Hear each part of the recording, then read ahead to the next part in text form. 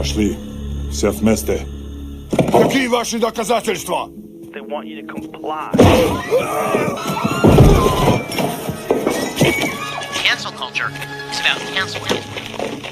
Кокаином. Up yours. Woke moralists. Up yours. This is systematic bullying that's happening. Woke moralists. Up yours. And they believe that they can then Woke shut us moralists. up. F around and find out. Up yours. Woke moralists. They seem animalistic is what I mean. No, they're worse than animals. The woke mob, they ruin everything. They stop Ben Shapiro from going to events and speaking. They stop Ann Coulter from doing it. I will never surrender even a single inch of ground to a pitchfork mob. You never cave to the mob. We will never bow to the mob. Ever. No matter what. Do you see the final expression of cancel culture in terrorist groups like Up yours. We'll see who cancels who. They want you to comply. Hey. Hello. Hey. I just got one thing to say. The Yankee lose. Who is that again? That's Vlad. That's right? Vladimir Guerrero Jr. and Ortiz. Right. Yep. Yeah, the Yankees are out of the play. We were just talking about baseball before because the Toronto Blue Jays have knocked the Yankees out of playoff contention. I understand these references. How dare you assume I don't? I know about the baseball cup and yeah. Oh my God, baseball cup. Yeah, You'd be surprised. Don't ruin this for my us, knowledge Lance. of baseball. So I'm guessing you're a Seattle's Mariners guy, Mike. I'm more of a Michigan Pandas guy. I think they've been playing really So well. you're actually rooting for the Detroit Tigers, you mean? They're okay. You know, they haven't been on their best game this year, but you know, look, I know a lot. I've seen Rookie of the Year. I've seen The Sandlot. So you'd be surprised. I'm pretty plugged in. You know, as the kids would say. Well, I couldn't care less without the Mets in the playoffs. So, but rooting for. It's nice to see the Blue Jays go on. I would like to see. It would be cool to see Blue Jays versus Mariners in the World Series. Mariners it'd be cool to see like been. a different team that you know isn't normally in the mix. Like Jays haven't been to the World Series since '93. So the Mariners never. I don't think they've never won at least. And like I was looking, the Yankees won in 2009. Like people are like a while actually. That's not a while. That's like yesterday. For the Yankees, that's a while. I mean, the Dodgers just won last year, and they're still in. I feel nothing for any fan base that has won since 2000 in anything. Like Leafs haven't won a cup since 1967, so fuck anybody else. Canucks have never won, so Canucks have never won anything. So I feel bad for teams that never won anything or have like decades long streaks. But fuck the Yankees. Fuck any fan base that won recently. Fuck the LA Dodgers. I hope I don't want to. I really don't want to play don't want to play the Dodgers. Like if Jays actually make it to the World Series, I don't want to play the Dodgers because I don't want a team that's won recently. So if Jays lose, at least I don't I'll feel bad, but it's like, at least that other team hasn't won. I don't know. Blue Jays have been playing pretty good though. I think they might be the team to beat. Honestly, I think you guys should be the favorites. Quite frankly, you guys had an amazing season. Yeah, 94 wins or something like that, right? I think that's other than the Brewers, that's the most. I think the second most. Yeah, and it's just like I have, I'm on and off of baseball depending on how the Jays are doing. I'm definitely more of a hockey guy, but having watched this team, watched a lot more baseball this year than usual. Baseball is so fun to watch when your team is actually good. When your team sucks, it's like the worst sport. I find tell me about it. It is so incredibly hard to watch, so boring when your team sucks. But if your team is good, it's really interesting. Well, speaking of the Brewers, the Mets had their. What were you saying? Oh, I was going to make a transition and say, you can continue this conversation. But speaking of the Brewers, somebody who has been brewing up the hits when it comes to the music sphere is joining us today. It's Zed Tabani. Hey, what's up? What's up? I thought you were gonna make a Dodgers joke because I'm routinely offended as an LA native by the Dodgers slander right here. So I'm you're a just Dodgers dodging guy? the You're a haters. Dodgers guy? I have puns for the entire show about The baseball. Dodgers won last year. Why should anyone care at all about what any Dodgers fan has to say about anything? First off. All right, like we're from California. We are not used to not being spoiled. Okay, all right. It's not one. It's not two. It's Exactly. we All have the more reason to hate you. We have LeBron. Hey, fuck you. We have LeBron and Luca, and we're still unhappy. Okay, all right. Okay, it's not a Good. You should be it's- unhappy. You don't deserve happiness. I'm just. The rest of us need some of that. I'm gonna. Not to needle mention the you weather. The during- weather alone is a reason to be happy. No, the weather. Hey, listen. I will 100% admit that LA's weather is over. Like in terms of, there was like a tier list of weather in like the world. LA just got overtuned. Like we've been buffed so much with weather. I mean, we have like our entire state burns down every January through March. But you know, it's a small price. I guess to pay that part for, sucks. yeah. Well, infinite speaking of the summer. weather, somebody who could bring a little bit of sunshine. Look at these transitions. What are these transitions? Ariana I think Mike has Jasmine. been practicing. Hey! Hey, how's it going? I haven't met you before, Ariana. Hi, I've seen your work. You're amazing. Oh my god, thank you. I appreciate it. Hi guys. You Sorry haven't I'm been on late. since Ariana has joined? No, Has it been that long? It's been that long. It's I like been your new that background long. instead. Yeah. It looks cool. I like it. It looks very I don't good. know- yeah, I don't Oh, know what you did. my new setup. Yeah, Thing?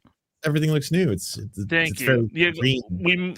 I moved. I think I had to do like all the stuff with Evo, which was crazy this year, and then I moved literally right afterwards. And then like this space was like a cave with the amount of echo it is. So I like spent money and got it soundproof. So now it's a nice little studio, and I still got to get like lights and everything because all my lights are like yellow, so it looks like I'm in the middle of the sun every time I turn on the fluorescent lights here. But yeah, it's nice. I appreciate. I'm glad you guys like. I hope I sound okay and don't sound like a cavern's in there. But Yeah, I'm curious. So, did you move to Saudi Arabia? Oh, fuck you, bro. For anyone that Wait, doesn't why know, did I Saudi move to Arabia Saudi- bought Evo, so I Oh, don't know if you want to speak on that. Really? No, I'll 100% speak on that because I haven't posted a video on it yet, but I was going to. So I literally so first off, nobody in the fucking staff of Evo knew that was happening. Like at I all. figured, yeah, that's like So above your pretty- heads, right? So pretty much, yeah. So Evo's owned by Sony and RTS. So the first news we got was Sony was selling Evo. If you don't know what Evo is, it's the biggest fighting game tournament in the world. Community founded. It's like it's a nice, great event. I do all the music for it. It's really great, and we get to have a lot of cool privileges that other events don't. Where we can say fuck you to certain corporate things, and then we get to do really cool community oriented things. But we've been owned by Sony and RTS, which is like this management agency, right, for like the last few years since we came back. So Sony sold us to Nodwin Gaming, which was an esports like corporate like kind of thing, but they're good because they're an event company. So Sony, who wants us to kind of like advertise PlayStation all the time and has certain things that are not really a priority for it, like it's more in line with esports stuff. So it's like, okay, cool. And then RTS was like, hey, we're gonna take money from Kadia, which we weren't happy with, but I was like, all right, fine, I guess that's what's happening. All right. And then we found out 2 days later that they were bought by Kadia, like entirely. So they're now the co-owners of Evo. And a guy, I can leak this, a guy from Kadia posted a picture of the general manager. Like there was a museum tour in Vegas that like, you'll go with like affiliates and stuff like that. It's like, oh, we're going on a museum tour in Vegas and chilling. He posted a picture of that on LinkedIn. And so the general manager and everybody who worked at Evo found out from this LinkedIn post that we'd been bought. And he made it out to be like, oh, we were making a deal in the back room and all of that kind of shit. So right now, a lot of people are wondering what they're going to do. Some people are thinking about quitting. I don't know what my future there is going to be right now. But it's a precarious situation because obviously Saudi Arabia with human rights issues and everything like that. The other side of it is that they're telling us they're not going to touch the Vegas show, but at the same time, I don't know, man. It's a giant minefield. I don't want the community to be co-opted, but at the same time, I don't want to participate in things that I'm not happy with. I can see this creating a scenario where like new events pop up, like someone, you know, like more community run stuff starts popping up in replacing or in an attempt to at least replace it. I'm not sure if it would be able to do it based on the size of Evo, but I can see the issue isn't even that. Like, I mean, like most of the people, I mean, we have the Evo staff pretty much works Combo Breaker, right? Like that's the event that would replace it. So Rick runs Combo Breaker and he runs Evo, right? And they're very separate. Like there's separate pools for everything, but like Combo Breaker is like a huge community first event, right? Like there's that would be the event that would like take over and be like, hey, this is the through line to everything. And that is a thing that could happen.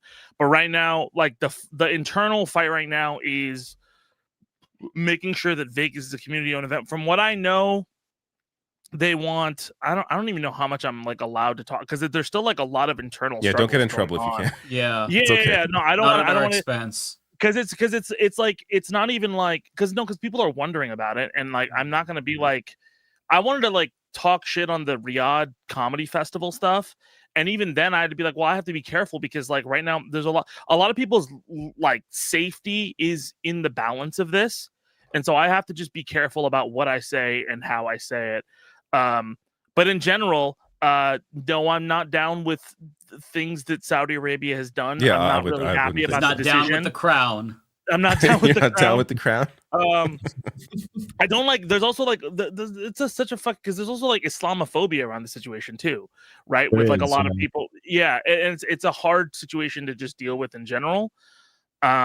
I'm just talking because I get nervous when I have to fucking. Well, the situation, and I think this is to make this clear. Like the situation with this, or with those comedians going to the comedy festival, and what was it called again? The Riyadh Comedy Festival. Yeah, we didn't have a choice. I didn't know. Right. I have more freedom than a lot of other people do on there because I have an immense amount of leverage with this event. Like we're the only event. Like when people talk about fighting corporate power, I'm like the one I am the one example in the esports music and one of the few examples in the esports music industry where I fought corporate power and got workers to own everything. Like everybody who works at Evo, who does music for Evo, owns their masters. Evo doesn't own anything. Like none of the Sony doesn't own anything. We own all of, so we could walk with the music if we wanted to, right? They have a blanket license to do what they want to do, like to do it for their events and stuff. But anytime money is made or anytime there's stuff sold, like we get that from those masters, right? Which is great. But like, you know, I'm under contract, so I could leave or do whatever. But also, I'm like quintessential to the identity of this whole thing that they do for the event every year. So, but what I was saying was the issue with like that you have probably and with the people with the comedy festival and the WWE going over there, isn't that like they're performing in or connected in some way to Saudi Arabia? That's not the issue. There's nothing like because if that was the issue, you could say there's good reason to not perform in the United States there, right too. Yeah. But the issue though is that this isn't like some company in Saudi Arabia doing this. It is the literal Saudi Arabian government. It's the literal royal regime that's buying up this stuff, that's setting this stuff up, it's their government entertainment agency that put together the comedy festival that brings the WWE there. I'm assuming they're the ones who bought the esports fighting thing. The city of Qadiyah, I think, is who bought it. I don't know. It's an investment fund, but I don't know, man. The whole issue though is that this is specifically a Saudi Arabian government sort of campaign to whitewash what the Saudi Arabian government has done, or what people view the Saudi Arabian government as having done all over the world. There's literally going to be a WWE show this weekend in Perth, Australia, that is brought to you by the Saudi Arabian government. Yeah. In Australia. Like, that's not them bringing something to the people of Saudi Arabia. That's them literally trying to change their image, what they've done, without actually changing how they treat people, the executions, the killing of journalists, the jailing of people, the jailing of people, soccer players who like don't perform or whatever. Yeah, that is the issue here. It's not that if it was the people of Saudi Arabia, I'm sure deserve comedy and pro wrestling and esports fighting. And if there was a company or an organization, I hope it didn't come off like I was them, trying to. I hope I didn't come off like I was trying to apologize for that kind of stuff. Oh, I hope not that's at all. not what you, No. yeah, okay, but good, I'm just trying to explain to people the difference here and why it's not Islamophobic And to be against this, because it has nothing to do with the people of Saudi Arabia. It's nothing to do with the people of Saudi Arabia. It's that the fact of the matter is the government of Saudi Arabia is involved with all of these companies that are going over there now, and it's explicitly so they can whitewash the view all over the world of Saudi Arabia without them actually changing anything they're doing. Mm-hmm. Well, speaking of to your views, point, when you were talking about were you that, about to it's do the same another thing as if transition, someone was Mike? performing in the United States, and they were doing something on the behalf of like Trump was throwing an event. Like if Trump threw a comedy festival that was sponsored by the White House at the White House ball, and you couldn't speak shit about the Trump regime, and you had to basically just like clown on the libs. Yeah, I have the same problems to artists who performed at that, right? Like that's a state-sponsored event where you're intentionally whitewashing the crimes of Donald Trump and his regime. That would be the same issue as the comedians who performed there. Like I saw comedians trying to defend the Saudi Arabia festival, being like, "But the U.S. has all." I'm like, but the difference is obvious. Like it's one's being paid by the government, the other is not. Like that's. Can I ask a question Speaking of people who though? are Mike's trying to do a transition. You guys are so misogynistic. The one time I wanted to speak. Okay. I'm so sorry. Go ahead, Ariana. Welcome, Rebecca. No, I know. I was Rebecca. Like, that's why you spoke. Yeah, I know. I was like, just leave me. Rebecca's like, I heard you guys talking shit about the Saudi royal Ariana, family. I gotta Ariana. butt in. I gotta butt in. I gotta defend. Ariana I was gotta gonna defend my ask family. Go ahead, Ariana. My bad. Hi, welcome, Rebecca. I wanted to ask you two questions. Do I pronounce your name Zaid? Is that how you pronounce it? It's Zed or Zeta, so it's whatever. It's whatever's easiest. Okay. Yeah. Are you Muslim? Yes. Okay.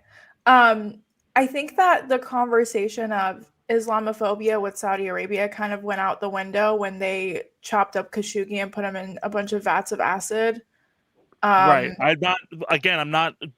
This is why I was saying, like, I'm not like.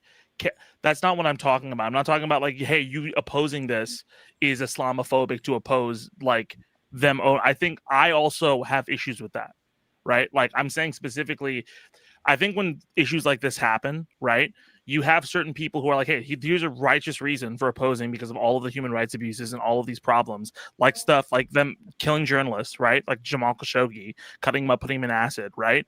Like all of that is valid. But then there are other people who jump onto that and like, yeah, you know, these Muslim people are really fucking repressive, right? And so that's where I have that issue in that line. So that's the reason I said like it's very complicated in that sense. There's no part of me that's defending that. I'm more worried about people who, like me, do not like what happened with Evo, right? And their lives and their jobs and everything else, not even their jobs, their lives and everything like that hang in the balance of whatever happens with this deal, right? And we didn't know anything about it. So that's mainly what I'm trying to say. So no part of me is like whitewashing or like apologizing for anything that happened with them. And I promise you there's no part of me that's trying to like middle in the middle. I'm in trouble because of all the No, I truly believe you. Sorry, Matt, I'm gonna let you speak real quick because I'm Muslim too. That's why I asked. But sure. I just think the whole personally, this is just me. Yeah. I like to stay away. Not that anyone here has to do that, but I think post-Israel October 7th propaganda, I like to stay away from kind of comparing being critical of a country's government and the religion of the people who practice, whether in the government or the majority of the people, right? Because I don't think that Saudi is a representation of Islam, and I don't think the 100%. people there are a representation of Islam either. Now, there's always going to be shitheads that are going to be like, oh, Saudi Arabia, you know, they stone people, blah, blah, blah. That's how Muslims are, right? And you have people like Valentina Gomez in Texas running for office, and she literally said that we chop off goats' heads for like on a daily for a campaign video. So I get where you're coming from with that. I guess I would say not with you, but normally when someone does bring up, oh, it's anti-Semitic or it's Islamophobic to be, right. Critical of a government, that's where my red flags start going up, because I think to myself, well, no, Trump is not a representation of Christianity. It could go for anything. I completely understand. Yeah, and I can get why it would come off that way. Especially like with me in my public profile with Evo and me bringing that up, right? Because that's the first thing a lot of people will be like, well, it's Islamophobic to criticize this government. And it's like, no, you're criticizing the actions of a government, not the people who live there, who also go through repression, right? So like, right. I think I 100% am with you on that. And like, again, like especially with Israel, that's like the most blatant example of like people conflating Judaism, right, with Zionism or with the governmental actions of the state of Israel, right? And I think that, like when you talk about this kind of stuff, there were people who also talked about like, hey man, like there are people who are being like who understand the issue here, but they're jumping on the, hey, there's a genocide in Israel happening, to like push in through anti-Semitic people. Like obviously they're not the majority, and that's not the majority issue. But also I'm like, this is the first time I've answered questions about this situation, which is I'm really worried about.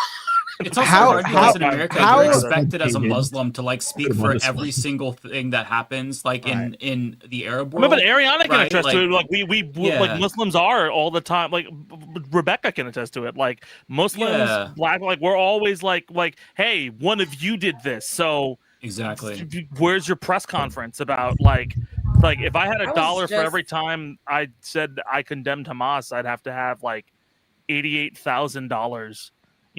Like since the beginning of this kind of thing. No, but I was just talking about this exact thing. And it's true. I was just saying this to my girlfriend, Olay. I was like, yo, on a lot of the things that are going on right now with Palestine, with other countries, if we're directly related to it by family or by whatever, people will expect you to say something on it. And 10 times out of 11 times out of 11, we will probably have already talked about it. We have content surrounding it. We've mentioned it. And somebody had mentioned on one of these episodes, because they didn't like what I said, they said, or Googled Rebecca, or no, put Rebecca into Twitter, and I don't see she said anything about Palestine. And that's a whole lie, right? I've been talking about Palestine, especially working with Ben, even before it was trendy to do so, or all these other things. So people will... they'll want to center you at the conversation, and they always, I think, want everybody to have the same idea for it. And I think if you have, oh, my mic isn't connected. It's okay. Look, you try to put it in secret. It's okay. I was literally writing the same thing in private chat. Like Rebecca, like get I didn't want to together. interrupt you because you're making a great point. I'm sorry. Hold on. No, but she's honestly, so I'm not gonna say anything. Here we go.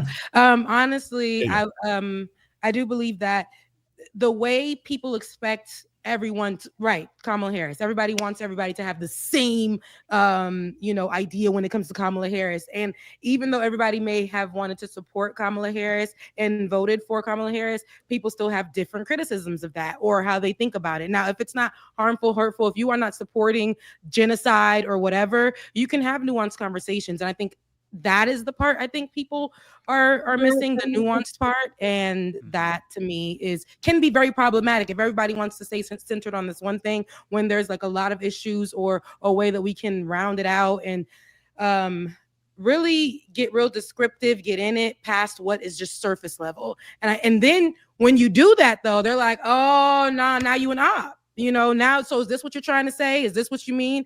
And it don't even be that. But yeah, it can be very problematic. I get really frustrated, especially like again, like I've been following Palestine and Israel for like my whole fucking life. When you grow up Muslim, that is something that is a part of your life, right? And I remember getting suspended from school like when I was like in fucking like I think I was like 4th grade or some shit because like there was a conversation about Israel and Palestine, and I was like, hey, well, Palestinian kids die too, and I got suspended, right? This has been a part of my life for like most of my life, and it's been something where you have to deal with it, and then watching people come out of the woodwork and like support it, which is great. It's something I never thought I'd see in my lifetime talk about this. But in that like rush, there's a lot of fucking people who come out who I feel like it's a fetishized issue for them, and it gets really fucking upsetting to me. And like, because you remember when it was like the black squares on not to again, if I'm overreaching Trayvon Martin, bro, well, like with other people taking up the space of Palestinians, of people from that region, right, going through it, like a lot of like, I don't want to just blanket it by white leftists, but specifically like very pale figures or other people who like who want that influencership or that content model on TikTok jumping on to this trend, right? And silencing other Palestinian creators, right? Because they're not the exact type of opinion that they want, right? And I get really, really frustrated by that, it makes me feel icky. It makes me feel like, oh well, fucking as soon like if this like ceasefire or whatever goes through in a year, will you be talking about the devastation in Gaza and what Gaza has to and like helping these families, right? Are you going to be making like a content piece? Are you going to be doing GoFundMes and taking care of them, or are you there for this moment, right? And for me, it's like it's just a big frustration, right? Like you're either about this thing or you're not about this thing, and I don't know. Again, like that's another thing where like it can come off like I'm denouncing. Like I'm not. I'm very pro Palestine. I'm very pro Gaza.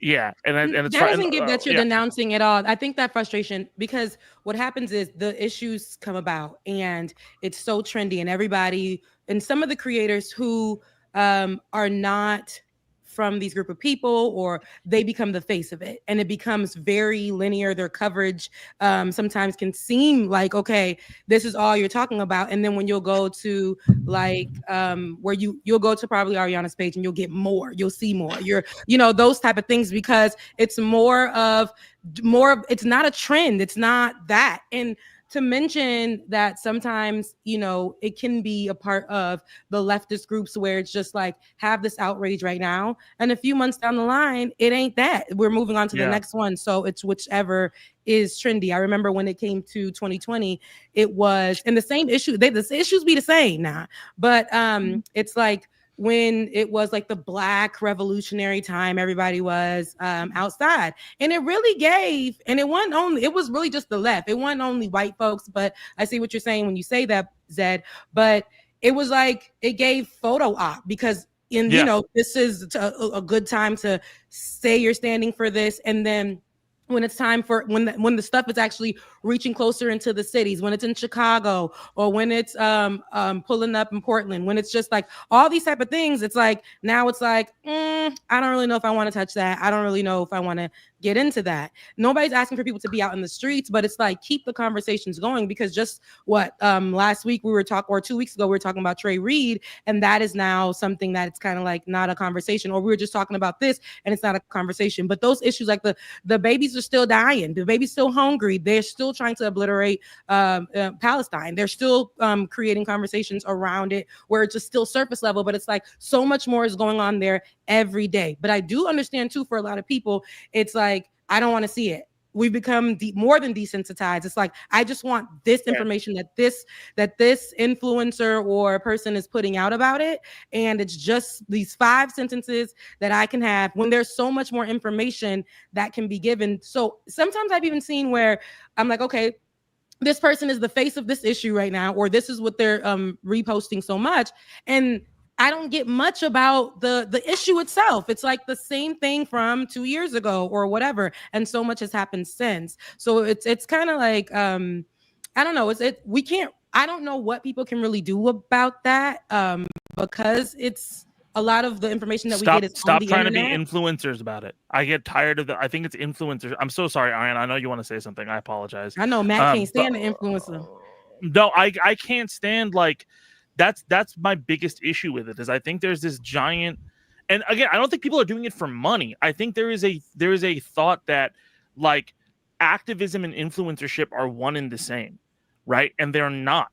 You know, we all have platforms and we all talk about this stuff, but that's not the extent to our activism and the stuff that we do. Right. And I think that a lot of people on TikTok, and again, they're not all nefarious people twisting their mustache or lack of, or whatever the hair that they have to twist for this metaphor. Like they're not all people who are there, who are just doing it because they have ill intent and they just want to be famous. They don't give a fuck about it. I think a lot of people feel like they don't have a voice in this, like in the deluge of noise that we live in. And they feel like, oh, well, this is an issue that's real. And this is the best way I can show that like it actually contribute to making the world better, even though like things are fucking horrible. Right. And so I don't begrudge everybody, but I do think it's misinformed when you're taking up the space of other Palestinian activists, when you're literally like attacking other Palestinians as ops, right? Because because some of them voted in the election or some of them didn't vote in the election. I think it's so frustrating. Is this like a TikTok? Yeah. I'm not aware of any. Like, is this like a TikTok thing specifically? And is that going to change? Probably a TikTok thing. Yeah. Is that going to change now with how like the TikTok's being run? Like, that seems like it's not going to be as incentivized. I mean, maybe. I mean, but you saw how Twitter was run. Twitter got a like very conservative, like semi-Nazi who fucking took over the whole goddamn thing. And they plan on doing that for TikTok. They plan on doing that for TikTok. They do. I don't think TikTok is going to die, but it's just going to become like Twitter, where and also TikTok has a lot of competition now too, similar to like how Twitter had. Threads and Blue Sky caught up.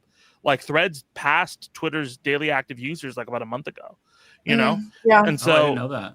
Yeah, and so right now, like TikTok, I know a lot of people who don't fucking use TikTok anymore. They use Reels or they use Shorts or they use I don't know whatever fucking other like vertical platform that's going to come around in the next like 20 minutes. I think TikTok is going to hurt for political people, like people who are on there who cover a lot of political things when that change does come about, because they've already kind of, I remember when earlier this year when TikTok was supposed to go away and then it came back, less than 24 hours later, a lot of people were saying like, oh, now my content is demonetized. Now my stuff is muted or whatever. I'm not a TikTok girly, but I know you are, Ariana. And I just seen a lot of people who were affected by that. And that is their income, the ones that are doing the work and things like that.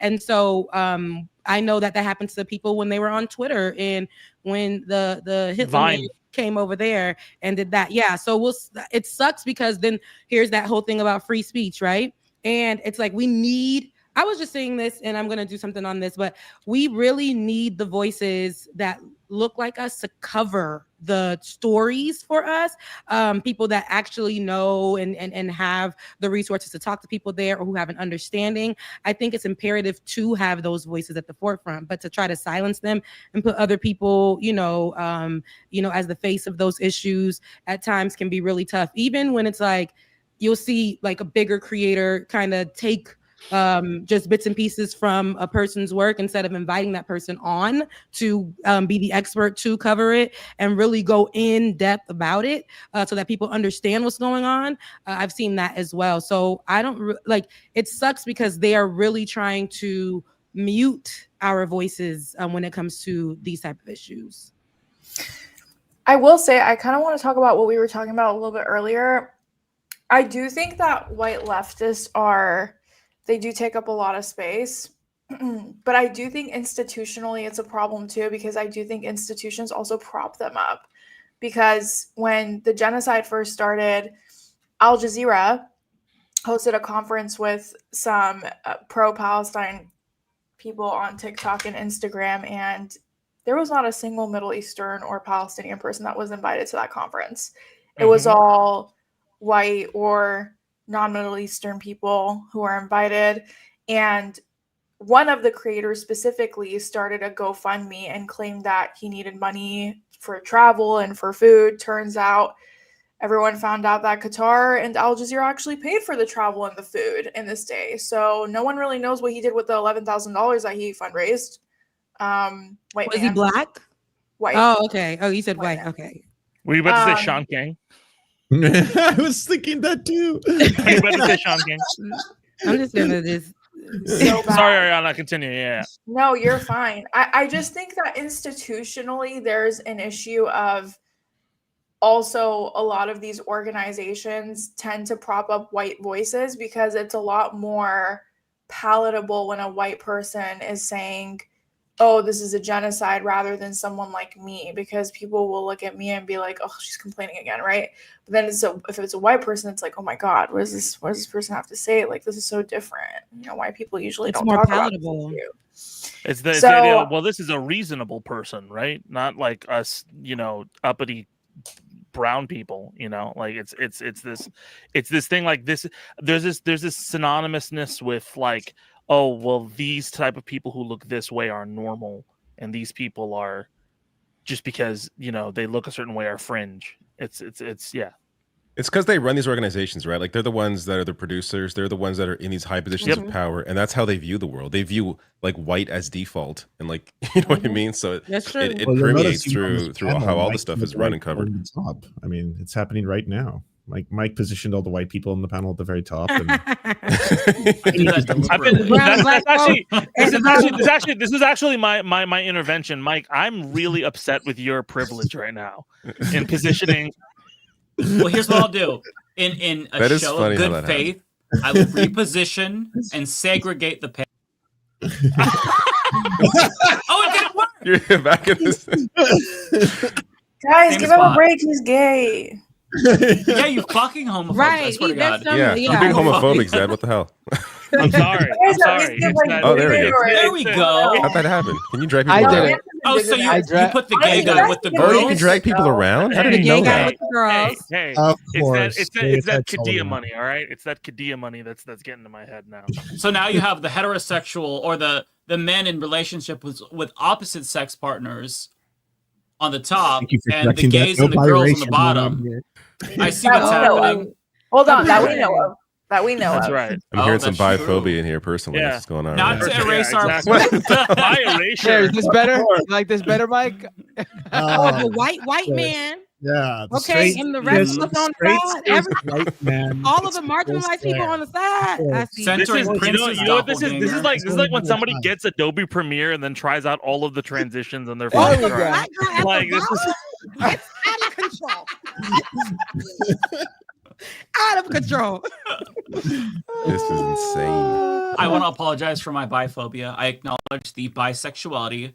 I am just saying that there is a hetero privilege that exists for bi people in opposite sex relationships that I think they would agree to as well. If I were to call them F slurs, they'd be offended. So you're actually privileged within the gay community. Am I? Me? I'm joking. We don't have to go down this path. No, let's go down this path, David. What path are we going You can call me an F-slur anytime. I'd love it. I was like earlier, I was like, man, Mike, I'd really love to come on to the show and everything like that. And the first thing is like, hey Zed, what about Saudi Arabia? And now, hey, let's talk about what you said about gay people, David. All right. Look, right? What else issues are going on in the world? Look, is there outside of there's so much. There's actually so much. Somebody said they wanted to talk about the recent the trial Diddy and how he's serving, what is it, 4 years?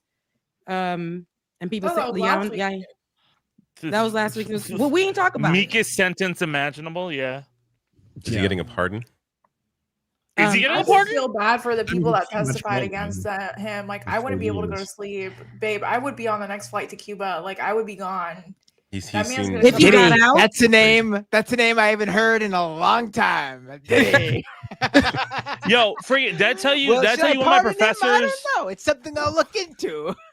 One of my professors at Berkeley worked for Diddy. He was a mixer for like his name was Prince Charles Alexander, and he told me stories like where like dude would like be really shitty to interns. Like he'd order like coffee, and then like a specific way they'd bring it, and then he'd like purposefully spit it out just to fuck with them, and just be like, "You Wait, did it that's wrong." Katie Like, Porter? maintain Have power. you seen the videos of Katie Porter?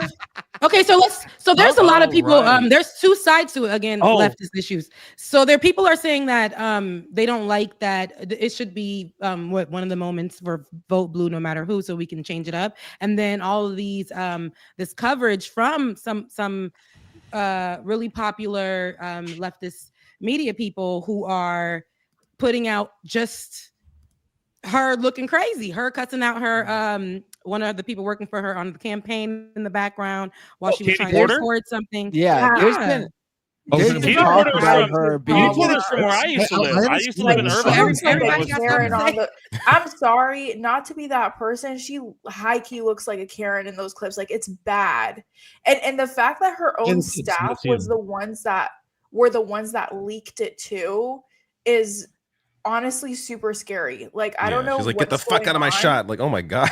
Really? I have the Can we see clip that? for those Can who we haven't watch it? seen it. Yeah, I have it. If Yeah, you bring want the me to clip bring it up. in. Yeah, play him. Yeah. There's been talk about her being like this for a while, and I think it came Yeah, up for a before. while. Yeah. I'm from Orange I mean, it's County, the same so thing as I'm- like what's her yeah. face? Who was the one who ran for president who hated Pete Buttigieg? What's her name again? Oh, Amy Klobuchar. Amy Klobuchar? Amy Yeah. Klobuchar. Yeah. I mean, No, the I same feel thing with bad. her. She She's- was known for being someone throwing staplers and That's stuff Did you like like that. make someone eat with a comb or something? I mean, I feel bad for her, Knows especially what after to the do. latest clip of like Schumer trying to do like a joke, and she's in the background like, Jesus, Chuck, just shut the fuck That up. was Like, embarrassing. dude, That Schumer yeah, that joke. was the most. Like, I felt like I heard all Kentucky of the Fried things. Fries. Like, Yeah, what is that even a bro. joke? What is this? We got to bring that up too. Did you see that, Mike? That's I saw insane. that. Yeah, I really Kentucky I Fried enjoy Fries. Chuck I watch Schumer's all of humor. it. It's great. Oh, did you see his like Zoran? Like his ad that he did, where he's like trying. I don't know what it is. Where like every single is like, you know what? Let's just do a Zoran ad. Like for like it's an ad with a politician walking, trying to be all folksy and like towards the people. Like he did a thing about the government shutdown where he said the word "fuck," and that was supposed to make headlines and stuff like that. And Although I will say, I might have to defend the Shoom here because that ad, The Shoom? by Chuck, that's what the kids are calling him. I hear Mike is By- an op, dude. by Chuck Mike is Schumer no. standards. By Chuck Schumer standards, that ad was acceptable. Did the Yeah, it was Baileys all right. accept it? That one- Here, that I'm one sorry. was This is a okay. quick one. We just got to watch this clip. Compared to his other videos. New data came out today from KFF, and that is not Kentucky Fried French fries. KFF could Oh, be poor Kentucky Amy. French fries. Oh wow. Yep, I hear you. I know. Poor It's a Amy. dad Oh. joke. I don't know where he was going with this. Where we I at don't with even that? know how this is. He's just talking about the Kaiser Family Foundation. Like this is like a regular like a pollster that has data or they do studies. And But it also, just- you're in the middle of saying that it's a dire moment for like like we don't. Yeah, want this is like a Americans to lose their horrible healthcare. moment. By the way, here's this Kentucky bad Fried French construct- Fries. Like what Yeah. the fuck is this? Also, that's not KFF. That would be KFFF. FF, yeah. Right. Oh my. Matt, yeah, somebody it doesn't said you even blocked work. him from your chat. Matt, is that true? Embarrassing. Somebody's in my No, chat wait, said that you someone- blocked who's him. blocked? Who's blocked Stephen from my K. chat? No Stephen way. K. He came over Let to my me- chat. You look. I'm looking up now. I'm looking. Someone must You're have done it by open to be in my accident. Maybe a chat. mod. It's for Let me double everybody, check. but- I don't block no one. What's funny because Major- Chuck it says Schumer. majority I don't block report hid me- nobody. It says majority report hid me from their chat. Oh, I'm not majority report. You're not hitting from my chat. I can't my control the majority report. I don't control their YouTube channel. I don't know if this I haven't person's controlled stalking their every YouTube person on channel in Majority literally Report. Maybe they 10 should be years. blocked. Oh no, oh, my bad, Steven. Yeah, okay. It ain't you, Matt. It's your people. It's who you work for. Okay. Bro, If it was I- 10 years ago, 2015, I could have done something about it. I don't control their YouTube channel Wait, can we anymore. watch the Katie I'm Porter sorry. clip? I have Oh, it yeah. right here. Yeah, put it on. Let me see. It says remove I wanna other see what everyone's streams. Give talking me 1 about. second. Oh, sorry. That's She looks fucking Oh, insane. I'm sorry. Like I know it's bad to say, but she could genuinely look scary. If I find out that she also ate salad with a comb, I'm gonna lose it. Because that's what. Wait, who ate salad with a comb? What? That was Amy Klobuchar. That was some Amy Klobuchar thing. Yeah, Amy she Klobuchar ate ate salad with a comb? because her aide forgot to bring her a fork, so she like berated is them her and then just name? ate the Is this salad with true, a or you comb. made I this swear up? to God, no. This sounds like something that I would joke about. Let me actually just pull up the I headline, remember. okay? Yeah, I talked about this. This sounds like something Israel would do, you know? Like this is this a Amy Klobuchar, her interns, she wanted to eat a banana, but her interns didn't peel in advance, so she just ate the whole So fucking just ate thing, with a peel it comb. off. Oh, there's so much lore. Okay, you can see that. salad Amy with a Klobuchar I made up screamed the at an banana aide one. and then ate her salad with a comb. Well, but I just want you to know that is real lore about Amy Klobuchar. They don't want us to know what you said though. Yeah, You they was just going blocked in you and out. while you were talking. You glitched out. But anyway, play this stuff.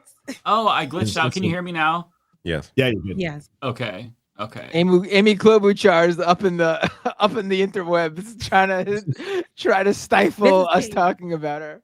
So just I'm gonna play a little bit. Just wait for it. This is in 2021, by the way.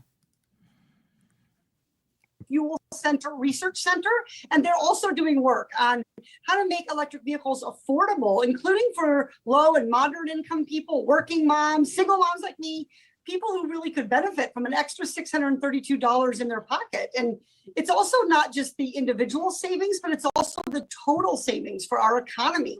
So I'm on the oversight committee, you might know, and that is where we did a study recently this fall in September. And what it showed is if we don't electrify It's our funny 'cause I know it's transportation coming. sector, that we're going to lose more than 500,000 Californians dying prematurely to air pollution and other problems. And the state could lose. Get out of my fucking shot. It's not that it's electric vehicles, it's that Paris climate agreement. Okay, it does. Okay, you also were in my shot before that. Stay out of my shot. Okay, I'm going to start again with electric Christian vehicles. Bale saving us money. There was another one I saw. There was another one I saw where she was doing a Zoom call, and the lights were too bright, so her aide shut them off, and then it was too dark. Just pull it up. It's too funny. Do you have? I just want to say that is a All right, let me see if I can Christian find- that is a Christian Bale-esque moment right there. Yeah. Of like Yeah. get out of the shot. I think it's so funny because she said her here's the thing. presentation voice. She's like, and then with the EVs, you save $24 per year. Get the fuck out of my shop! I'm like, what the fuck? That's insane. That's so unhinged. Not to wash all the other shades. Like I think Katie Porter has had a very bad run over the last month. She's been kind of like over the top and kind of like, you know, like out of pocket. But in that case, I feel like I've been in that position where you're like recording and you know, like I have two cats and the cat will get in the shot. Like, get the fuck out of the shot, and you get really It's not upset that when big of a deal, your though. pets too, Yeah. Zed. Yeah, it's not a big deal. Yeah, Zed of shocks course. his Like, pet. chill the fuck out. All right, You should bring the cat into the show. You're like, well, I cut my cat out. Like, those are two different things. No, okay. Sometimes when my dog gets in my shot, I'll shock him. That's a different. Yeah, I knew it was going there. I knew it was going Alright, there. this is- I alright, wanted to this make is- sure you heard Here we that, are. Zed. I'm so sorry. This is it. Mike, Hold on, you I'm have dropping been it in the killing chat, with Mike. the Pull it up. transitions this day. Mike is in a good mood. Mike, I just dropped it in Mike's the in a good chat. place. This Okay. is another funny. I'm one. bringing it in. I'm gonna get canceled before the night is over. I'm so sorry. I love Hassan. That was a dumbass controversy, but I think it's funny to meme That about was it because I was it's so amazed at how absurd. far was a that ridiculous spread. controversy. It's still Yeah. good. Oh, dude, it's still going. The narrative evolved. It went from Hassan is shocking the dog to like Hassan is just negligent of the dog, and then the dog is afraid of like it's Dog's not like allowed it's to the leave the biggest cube. That's the yeah. new one. The dog can't leave the square behind him for his own Yeah. vanity. He requires the dog to be there perpetually, 24/7. A lot of these people have never apparently had a dog, or Yeah, I know. I've seen what big dogs do all day, which is to sleep. Like that's what they There's like a fucking lot of comments like, listen, I have a dog, and I would. There was a comment I saw. Yeah, I was like, I have a dog with As a a shock dog collar. owner, They I use am that shock collar. I'm like, yes, I say. why Yeah, I are you saw that. talking Yeah, then? that's Like, what the fuck? What fucking? You can't be like, oh, this is abusive. I also have it, so I would know. Like, Hey, as someone with a shot collar, I know what I see is abuse. Yeah. Like, what? Yeah. It's so unhinged. Okay, this is the. I don't know why. As It's someone like, with a dogfighting ring, I totally get that. What? Oh, fucking. So it's a box within a box. Whoever uploaded this is Not good at hurting me. video editing. It's diabolical. That's crazy. This is a 2020. Apparently, this is a 2021 Zoom call with Katie Porter. It's a vertical video of a horizontal video in a horizontal video. Just What play. the It doesn't fuck? matter. It doesn't matter. Just What play. boomer Oh my uploaded God. this? God damn. This doesn't matter. So, Just Representative Porter, the floor is yours. Oh yes, this is Oh why my I didn't God. I need the lights off, the bright lights. I'm so sorry, but I am about to get on. Bernard, I need you to turn these off. These that are killing me. Hang on one second, everybody. You're on air. Yes, yes, we should have. Yes. Oh, Okay, damn. everybody, I'm not that dark. She's so pissed. How did I Bro. see this? Just a minute. Okay, that one's kind of funny. You know, Now they're getting killed that berated. That's staffer. too bad. She murdered that staffer off air. She Yeah. shut off the camera. Oh my god. This is still going, by the way. Oh, There we still go. going? Oh, it's still everybody, going. I'm sorry about that. I am Oh, in she an moved. OC studio. It's the same person who was in the getting shot ready at to the go other on video. Cuomo, Was and so I had all. No, Was it? was it? Yes, it was. It is. And look how quickly she ran. She Oh, and ran she was her so left- afraid to Also, stay in the she shot waited because she out knew of she was gonna shot. get berated. Out of that shot. She was not in that shot for long. I love See, how she learned her lesson the first time. she went away. She's like, get me the fucking hallway now, goddammit! Abusing On your a staff TV. works. Studio, getting ready to go on Cuomo, and so I had all those studio lights on me, and I couldn't see myself or see you guys. But thank you so. Getting ready to go on Cuomo is a crazy Oh. sentence. Can we watch it again? That was Okay. actually hilarious. But That Cuomo was, had on- his that was, CNN that show was, then. that This was is cool at that 2021. time. Not Yeah, Andrew for Cuomo, 21. Chris Cuomo. Chris, Oh. CNN. It was CNN. Oh, that's true. Yeah. That is like one of the What would Not she? much what better, would she, really. What would she be? What would No. she be getting ready to Everybody do with is Andrew South Korea. Cuomo? That she would say, getting ready to go on Cuomo. No, I just thought that the name Cuomo is now so derided. Like I thought it was like, oh, now I was like, wow, you're like advertising that. That Crazy was. word. Can It we was- at watch that it one more time, time? I have to see that It was again. considered a thing. You should. No, When for the sure, lights. Because Cuomo it- was it's- big in CNN. I understand. I had not clocked it was from 2021 for some reason. It's harder to see because it goes dark, but look at her face when they shut the lights off. It is the Okay. funniest fucking thing. And I love how you could tell she's like so fucking pissed off. Like she's trying to smile through it and grit her teeth. And oh my God, she's seething. Okay. So, Representative Porter, the floor is yours. Oh yes, this is why I didn't want to. I need the lights off, the bright lights. I'm so sorry, but I am about to get on. Bernard, I need you to turn these off.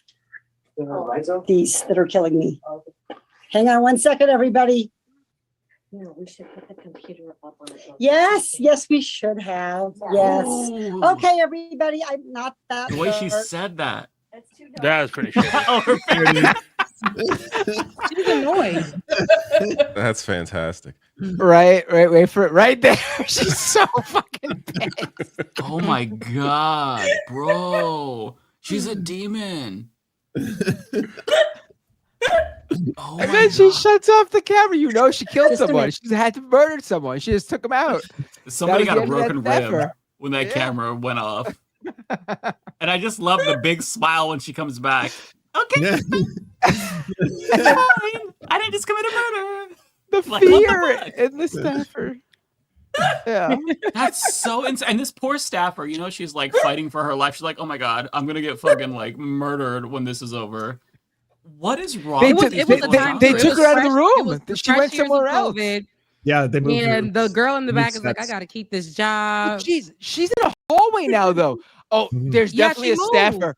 There's definitely a staffer on all fours right now with that laptop on their back, and she's in the middle of the hallway. I'm telling you. Wow. Shut up, Matt.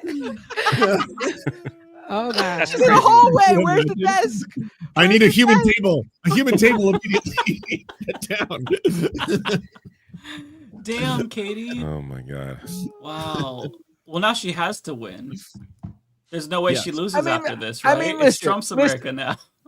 Listen, if she's who it comes down to, this isn't something that's disqualifying. If it's her versus a Republican or something, I mean, seriously. Yeah, obviously. And that's But- what I was saying. Bro, I mean, we look so like let's be Gavin clear with Newsom. You that. think we're gonna elect Larry Ellison?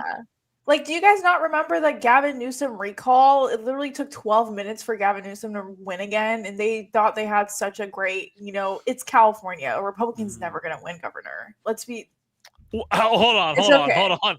I am one who remembered Arnold Schwarzenegger being our governor for like 4 years. It forgot was about not Arnold. great. Not 4 years, for quite a Well, while. and let's so not I- Yeah, forget. that was like before I was born, though. Like, No, it Ronald was not. Reagan was the governor. When were you born? Arnold Ariana? Schwarzenegger? Yeah. Wait, She was what born was already. president? Don't listen to Governor her. of Like she's just California. being really she's being really Gen Z right now. She don't even know. Ariana is Wasn't 10 years registering old, for by the her. way. I don't think anyone knows that. She's 10 years old. Ariana, it wasn't registering for her. She was like, I wasn't even born yet. Arnold Schwarzenegger, baby. She hadn't begun. Wait, okay, but my understanding is that Arnold was more progressive than the average Republican, no? I mean, was he's the the governor of California. From Most governors of now- California are more now he progressive is, than but the average Republican.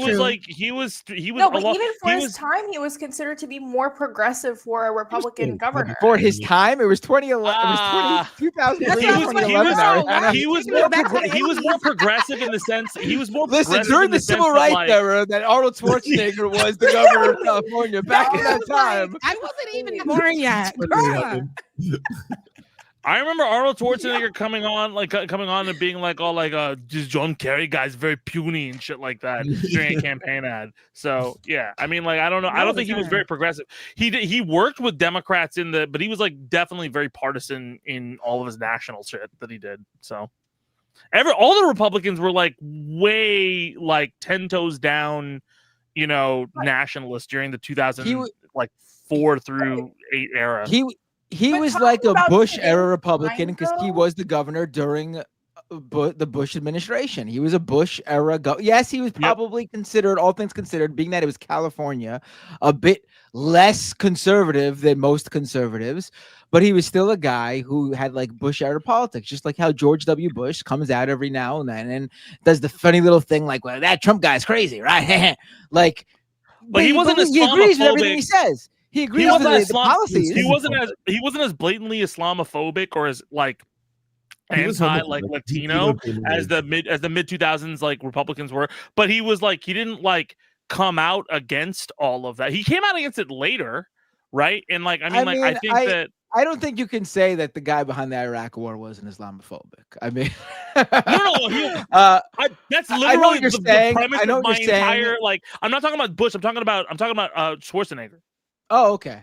All right. Yeah, Bush was clear. Okay, let's first off, as Wait, did you guys someone know with that Bush was perspective, no part of me is like, oh man, Bush was not Islamophobic. Because Bush is part of that like old style of like respectability politics where like, he might have been bombing Muslims, but he never would have called out an American Muslim like Trump does. No, dude, there was. I remember working at Hollywood Video, and like it was when they were really ratcheting up. Like it's a very old sentence, very ratcheting up the very like Christian nationalist messaging during the mid 2000s. And I remember like stocking the shelves of videos, and one of the videos I had to stock was just George Bush looking like this, and it was a DVD that said "Faith, the struggle of Christianity in our new president and staying true to the teachings of Jesus," or something like that. And it was like basically like an hour and a half documentary about how Bush is like so Christian and we need him during the fucking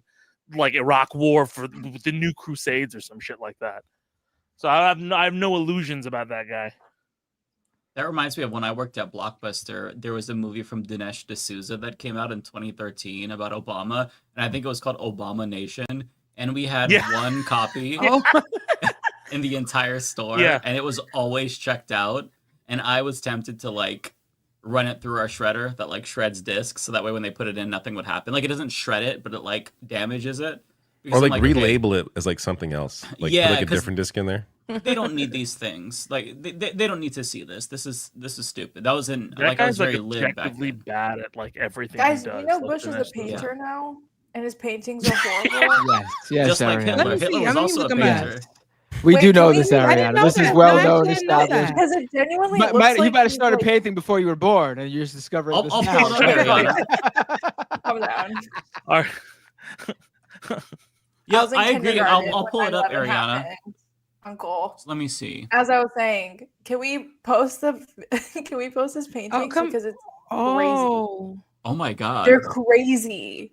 Like they're so bad. did he do a They're- self-portrait? What, he has Is new this- paintings? I'm not Bro, saying this Putin because looks I hate like this a- motherfucker because I do, but his painting is like he's horrible at painting, and for some reason he still puts up like these galleries, and it's just so bad. And I people feel like go more to people him. need to talk about this. Oh my god, I don't think I've ever looked closely, but yeah, you're right, Ariana. Let me bring it in. This is like his Putin. That's crazy. Look at that. I was shit. looking at that. No, make it bigger. Yeah. Oh my You know, god. Yo, there's an what art is form that? here. That's a What Picasso. is that? Right. You see Oh how my it's like where it's God. not aligned. It's like you gotta have one. Like it's his signature. Bro. It's like an accidental Picasso. Did he paint Right. himself? Yes, Is he this did. AI? And it's a few of him in these things. Children. He got himself down all right. What the hell? This is insane. I don't think I've ever looked closely at Wait, his you didn't know paintings. this? You didn't know that? I think this is perfect. This is I didn't know perfectly he was a fine. painter. So Ariana, Bro, can put you me on imagine? something. Can you imagine going into somebody's house like, oh, what's that piece of shit on the wall? Is that him That's and a his George wife? W. Bush right there. Oh god. So yeah, he What has the a thing fuck? about making the eyes. It looks like that's his thing. This is right? what he was Just meant to make do. them uneven. Absolutely. David. Oh my god. Look at his dad, bro. Oh my god. Who's that one though? Who's that one? It looks so He's familiar. not Who's trying to that go one for left? the realistic look. Is He's this just- Ellen? Is it Ellen? Not Ellen. It's not Ellen. They're friends? They are. I forgot about that. Yeah, right? I don't know. Who's this? His wife. Girl. What the fuck? Is that his wife from back in the Oh day? my god. This looks like a demon. That's his wife from back in the day. This He's is gonna so his, untalented. his paintings are gonna go. They're going to go platinum in like 100 years. What the fuck? They're gonna be big money. He know what he doing. Who is this? That's Bro, look at the seagull. Oh my god, what is he that's thinking? Obama.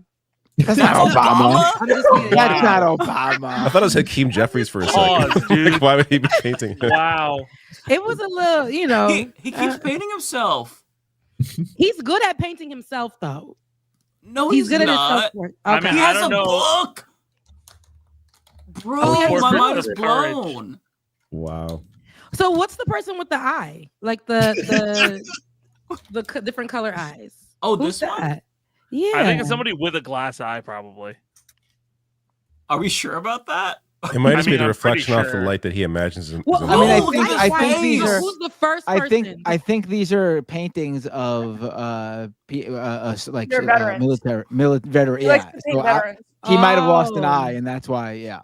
Oh, here I go. Who's that one with the two color eyes? And there's a meaning here. You see, I don't know.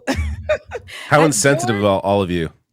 Right. Okay, to I gotta pull just- These are heroes. Okay, I gotta pull this up really quick. Does this How this insensitive guy of you right to make here- fun of those people who George Bush sent to war where they lost those bodies. Yeah, I know. Are they We're victims? not. We're making fun Yeah, of. We're right, making like, fun that's of not my the problem. not the People people. indirectly. The people.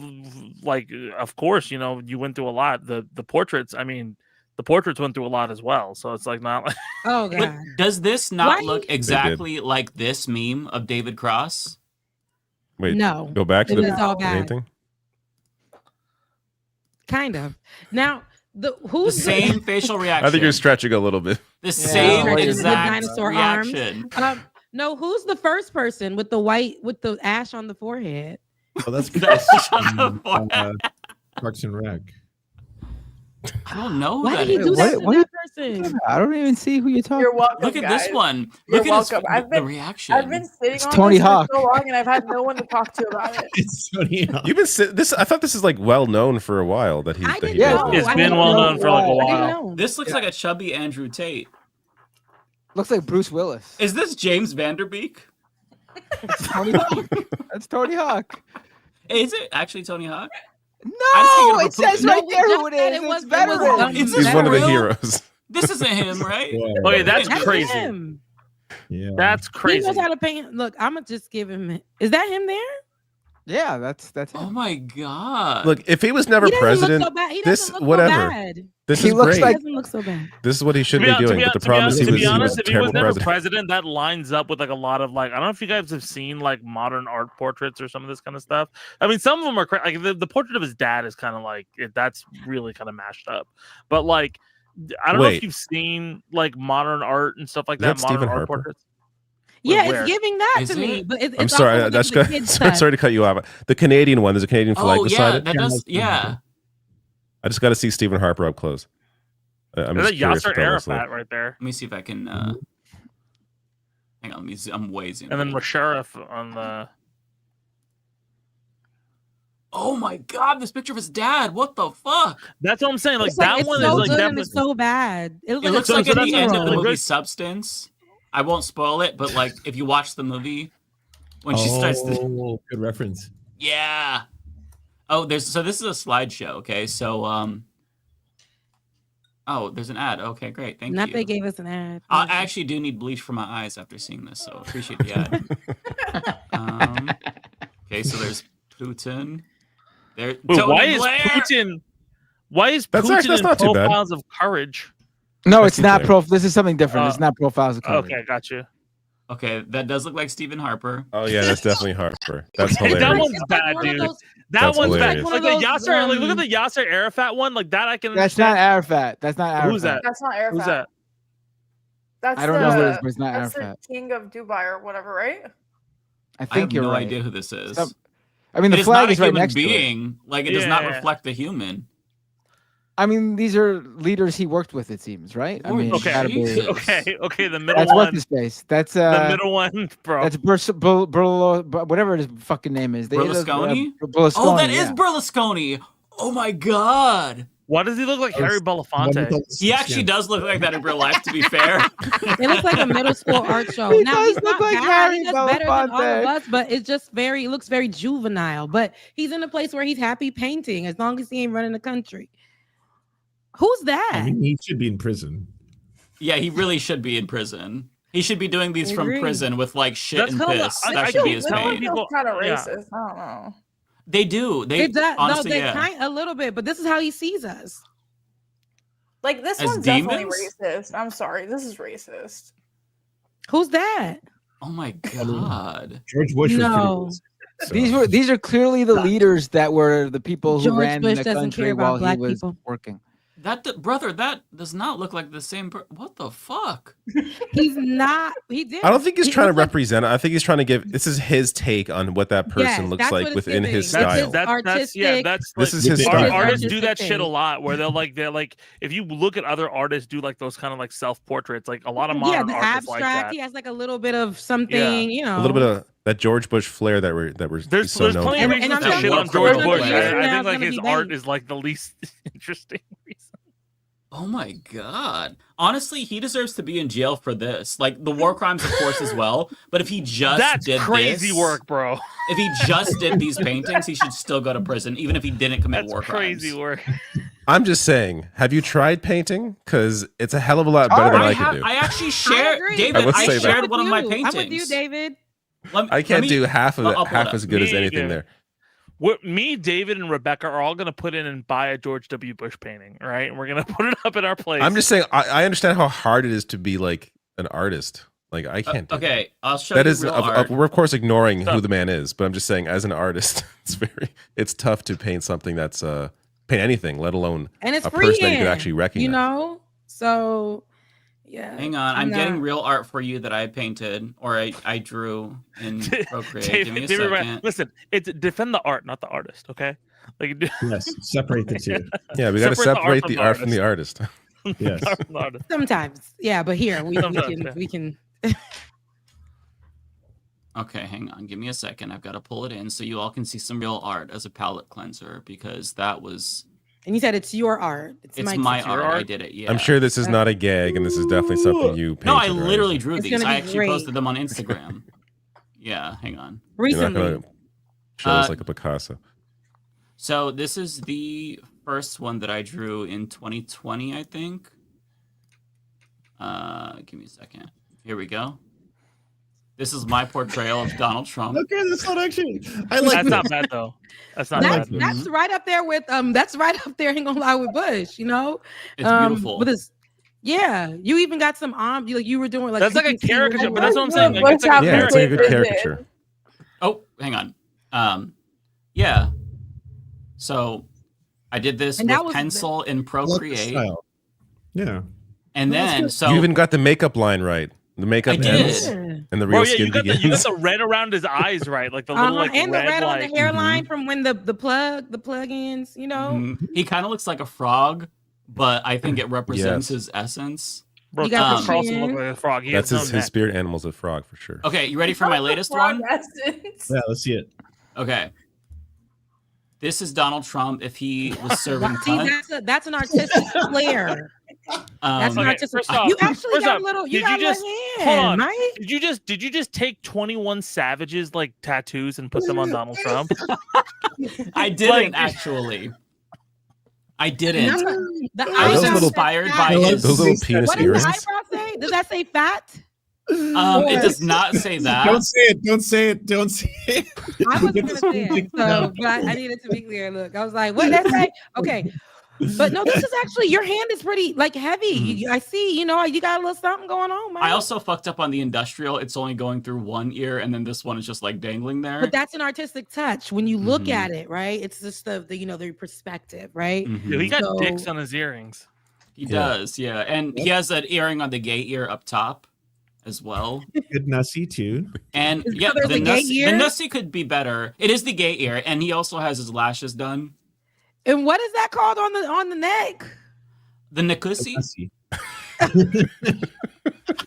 Y'all are where are y'all coming up with these things?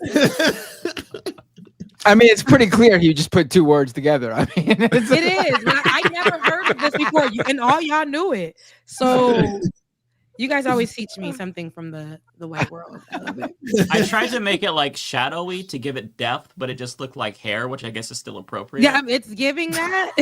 Yeah. But George W. Bush, take notes. This is real art, okay? Not the bad. other kind of not Bush. bad at all. That wasn't so bad. The other kind that of wasn't Bush, so bad exactly. at all. The second one actually had a lot of character. So we would love to see more from you, Mike. Well, I might just do more. You know, the first one was more of a realistic look at Donald Trump. The second one was an artistic interpretation of him serving. I want to see a Bob Ross-esque show where Mike just draws things on Procreate and teaches us. I would not be able to do it because you'd have I wouldn't be able to do it sober.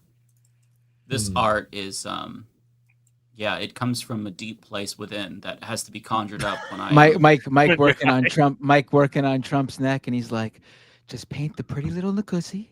Just paint the with the Bob Ross voice." Now I just want to add these hairs here.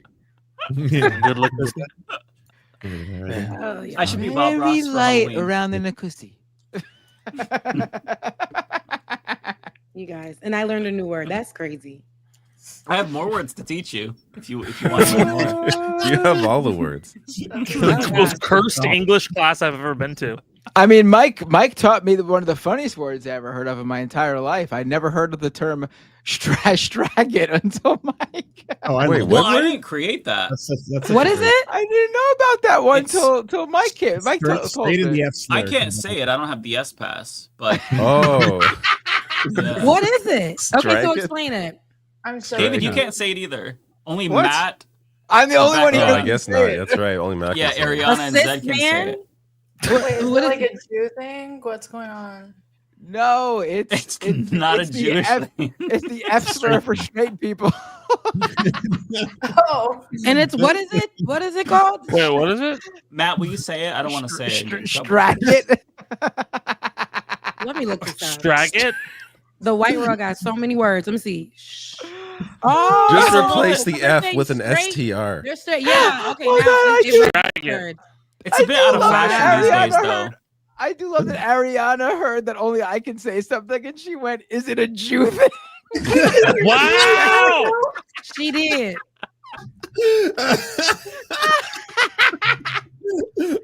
Like we would ever, like we would be anti-Semitic here. I love how Hilarious. between all of us we have different passes. So if it gets to something too offensive, we have to delegate to the appropriate group. So that's nice. We've got that going for us, right? That's so funny. Wait, so is everyone here queer except for Matt? Except I for didn't know me. that. No, I'm not I'm queer. not. I'm not queer. I'm dating a bi woman, but you know. That makes you gay. That's queer by association. Bisexual by association. Yeah. Surrounded, adjacent. but not. Yeah, so just Matt, Rebecca, and Ariana, as far as we know, and Zed. All right, but I'm the only straight. Oh, No, you're I'm- bi? Oh, so we're Ariana's still. bi. Oh, okay. I didn't know that. So we're still a majority on the panel, which is important. Wow. Yeah, That we is have cool. veto power. Basically. So me and We have Rebecca are a me and Rebecca 4-3 are the majority marginalized on this. on the Supreme Leftist Court. Oh God. I'm sure there was actual news this week, but we're just talking about the fun stuff. I'll be honest. This I'll is be what the honest, show I after feel like should the be. news this week was like Yeah. dominant. Well, like This is what's going on with the I think there was like a ceasefire that is approved now, or what's going on? And then the other They thing is literally the started shock bombing collar. like 2 hours after the ceasefire went through, so I don't even know how true it is. Are you serious? Yeah. Fucking, we still back? They've killed As far as I like know, 50 it's not people since officially. the ceasefire went through. They It's not literally passed by went in with Israel. tanks. It's agreed. It They was went in agreed with to, but Right, it it was wasn't like agreed to. passed. Mm-hmm. It was it has to agreed to, pass. and it was quote passed, right? And then they literally went in with tanks into the Gaza Strip right after, and they started like shooting people with the tanks, and they killed a bunch of people right Mhm. after that ceasefire got passed. I don't think it passed the every time. Knesset. I There's think been- that was. But every- regardless, every- passed or not, this is what they do every single time. Like there's been two previous Yeah. ceasefires, and they Yeah. broke them immediately. Like this is what they do every Yeah. single time. Government hasn't approved of it, but they're saying that the ceasefire will Israeli official says, I mean, we can't take anything for any word from these people at all, right? But like apparently the ceasefire is supposed to start after they approve it, I guess when they wake up in the morning. I don't know. We'll see. But I mean, you got Trump out I here. don't have spiking the hopes. football, saying he's the peace president because of this deal, as Israel is still Nobody's gonna bombing buy that though. Palestinians. Nobody's gonna buy that though. Nobody's gonna buy that's the thing I feel like about this administration. I have to like it's the most it's essentially the oldest playbook of like try to pressure the zone and like again, I still think this is like 2005 Redux. It's the same playbook of like pressure the zone, talk about executive privilege, but just reframe it like to plenary or whatever. Like it's the same shit. And like it just doesn't work. Like the difference now between now and then is like then there was this huge like majority stake of like, oh well, yeah, we have to protect America from terrorists. Now like how quickly things have shifted on the opinions for what's going on in like Palestine, and like the society is very different. Like we're not as accepting of this stuff. So again, I think there's like a widespread like I don't know, man. I don't think the propaganda it works for his base, sure, but I don't ever look at Trump's base for my opinion on his approval and shit like that. Right. I mean, I do think people who aren't so politically minded or inclined, or people who just vaguely follow things, maybe someone like that would fall for it, which would be unfortunate. But yes, I agree that for the most part, no one's Do you and the really think idea they fall for it though? Like, but I yeah, like Matt, people like, fall for stuff. Yes. I mean, but like I feel like the opinion on him is already kind of baked in. Like it's kind of seedy. Like people who are not political, which I don't know like why that's still a thing at this point, right? That's most people. Well, yeah, I know that's true, but I'm saying like the people who who are like I just want to stay out of politics. Like I feel like they have an aversion to like, oh, that's complicated, that's drama. Like I don't want to deal with that, right? And like he doesn't seem like a person who's someone like if they heard like he did peace with somebody, right? They'd be like, it wouldn't change their opinion of him being this like overly dramatic like extra person, right? And again, this is for like I don't think that. Do you really think that the layman person thinks Donald Trump is like just a normal guy, like a normal boring president? I feel like they think he's like I don't want to deal with that shit. It also depends, like what kind of Wait, hold layman on. we're Did you talking just about. wait, what was that? That's insane. Putting people business out. What was that? I missed what it said. highlighting what yes. a chatter said. And yes, What was that? absolutely. Okay, Chatter Wait, said bring it back something up. I funny. get to talk missed with Matt something. Bender I once a invited him year. Shrooms before I came 'Cause he on doesn't here, know so I was asking what my happened? chat if they could tell. She's in her chat, you know. But who brought it up on the screen though? I think David. Like, I didn't bring anything up. I didn't know what you're talking about. I want to see what the chat is. You I'm know it looking was for. Mike. Mike sold himself out. That's how I knew. I'm like, see? Why would you? Shut. I still don't know what you brought. I'm curious what it is It was now. Now something I have about to know. shrooms. Go to Yeah, go Ariana to, had a Can you Ariana tell had a him? mushroom pie from Papa John's before she came on the show. Honestly, I Right. could not tell. No. I just saw that in the chat. I'm like, I can't even look at screens when I am. That's I'm crazy. just chilling here, like, can you guys tell? I couldn't though. now, Honestly, now we know. yeah. I still couldn't can, but you told us, so I guess now I know. Yeah. All Does right. anybody else want to share something in the Y'all, chat? y'all And then can I'll. tip me for my pain and suffering now, especially If you zoom Mike. in really close to your pupils, I can tell. But at this point, I cannot. Oh yeah, that's true. Pupils give it away. Girl, are you stuck? What? Look at you. How's you looking right now? I'm Be like, right back. girl. No, I'm Yeah, I looking at can't- the chat. I'm looking at what Yeah, the I chat can't is tell honestly, Ariana. I think you. I can't did even really well. read. I mean, I guess it depends how much you did, but I can't look at I mean, screens when I'm on. I get sick. In Oakland, they're legal. You can literally go and buy them. Oh, are they really? Yeah. Yeah, Oh, there's, that's cool. in Vancouver, there's stores on like all the blocks in the city where you can just buy them. They're everywhere. Oh, Yeah. okay. Yeah, they're pretty easy to get now. They're my legal in chat, Oakland and San my Francisco. good Christian chat is asking, how much though? Any shrooms to share with the class?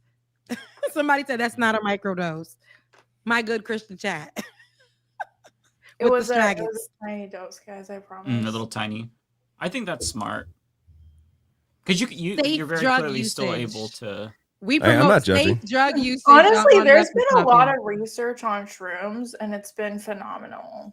I highly recommend you guys reading the research. For therapy. and Wait, stuff. is the research Yeah. phenomenal or the results of the research are like? I feel like Both. is the research saying the shrooms are phenomenal, or are you saying the research itself is phenomenal? Maybe both. No, the research like shows that it has a lot of really Humanist good, stuff. you Yeah. know, like if you Psychological microdose benefits. it, Mhm. if you microdose it, it has a lot of good benefits for you. I mean, psilocybin, like what is it, like LSD and acid? There's been research on that kind of stuff too. You know, there's obviously a lot of like, I mean, positives and negatives to different types of drug usage and everything like that. You know, I think when you get to like fent and cocaine, I'm like, oh, okay, that's not my bag. I'm not No. good. Like fentanyl, That's what no, Elon but Musk. I like Coca. I would like to try Coca-Cola. Why'd you Okay. say that so seriously? Huh. Oh, You're acting Because like I an would. op tonight, Mike. I will say. Am Like, I the way really? you said that was a little off. He's having a great time, and I love it. For Does her. I love anybody it else for here him. want to do some illegal drugs? You want to admit to No, that we on said we camera? promote huh? legal drug usage, safe drug usage in your own house, like Dr. Carl. Yo, somebody said um, Coca-Cola is BDS. Clearly, Mike is not talking about Yeah, Coca-Cola, the brand. yeah. You No, dumb he is. motherfuckers. Guys, like, can y'all not I'm be scared. woke leftists for like 2 minutes? Holy shit! Like, we're not talking. My chat is going Yeah. crazy right now. I don't even Yeah. know what we're talking about. That was This crazy. is the most unhinged That was so episode ever. crazy. But probably one of Like, my it's What's a favorites. like- woke? Wait, what's a woke leftist? Notice who left.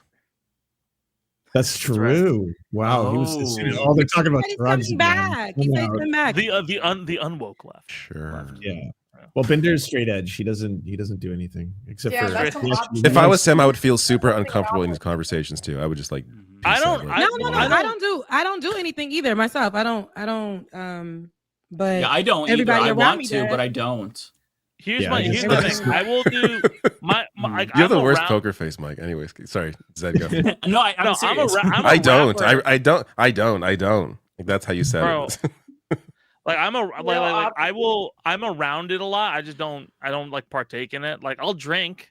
you know, from time to time, and like sometimes I'll smoke weed, but like I don't like smoking weed because as soon as I smoke weed, I'm like, all right, I get this, and I'm like, oh, I'm here for another 4.5 hours. Oh, great, I have like shit to do in the morning, you know. No, like I have to have like look, back in my younger days, like I know Ariana, you a baby, but back when I was a little thing, you know, I had a great time, and then I feel like over time it became more like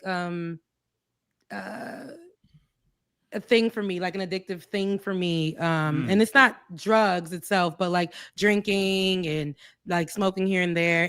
And I just kind of put that. Then even I was hookah was my last. Oh, I used to love hookah, but I can't because when I'm a runner, so it's not good for my breathing. But I never did. Sorry. No, but everybody around me, my girlfriends, all that, you know, weed is probably it, but I know that I have other friends who one of my friends, Ryan, he does the shrooms and all those things, and he'll tell me how. I remember one time he was telling me, I think I told you guys a story, how he took one and then it was like he was trying to tell us, me and Ben, to do it, and he was like he literally died. He's like, I'm like, no, I'm not about to do that, but he's like, no, that's the whole thing. You take it to die. And after you do that, you take it to die, like you die, like, and then you come out of it, and then you are never the same. So yeah, that's like ayahuasca. You were telling me about that. Yeah. No shrooms. You ever get high on Jesus?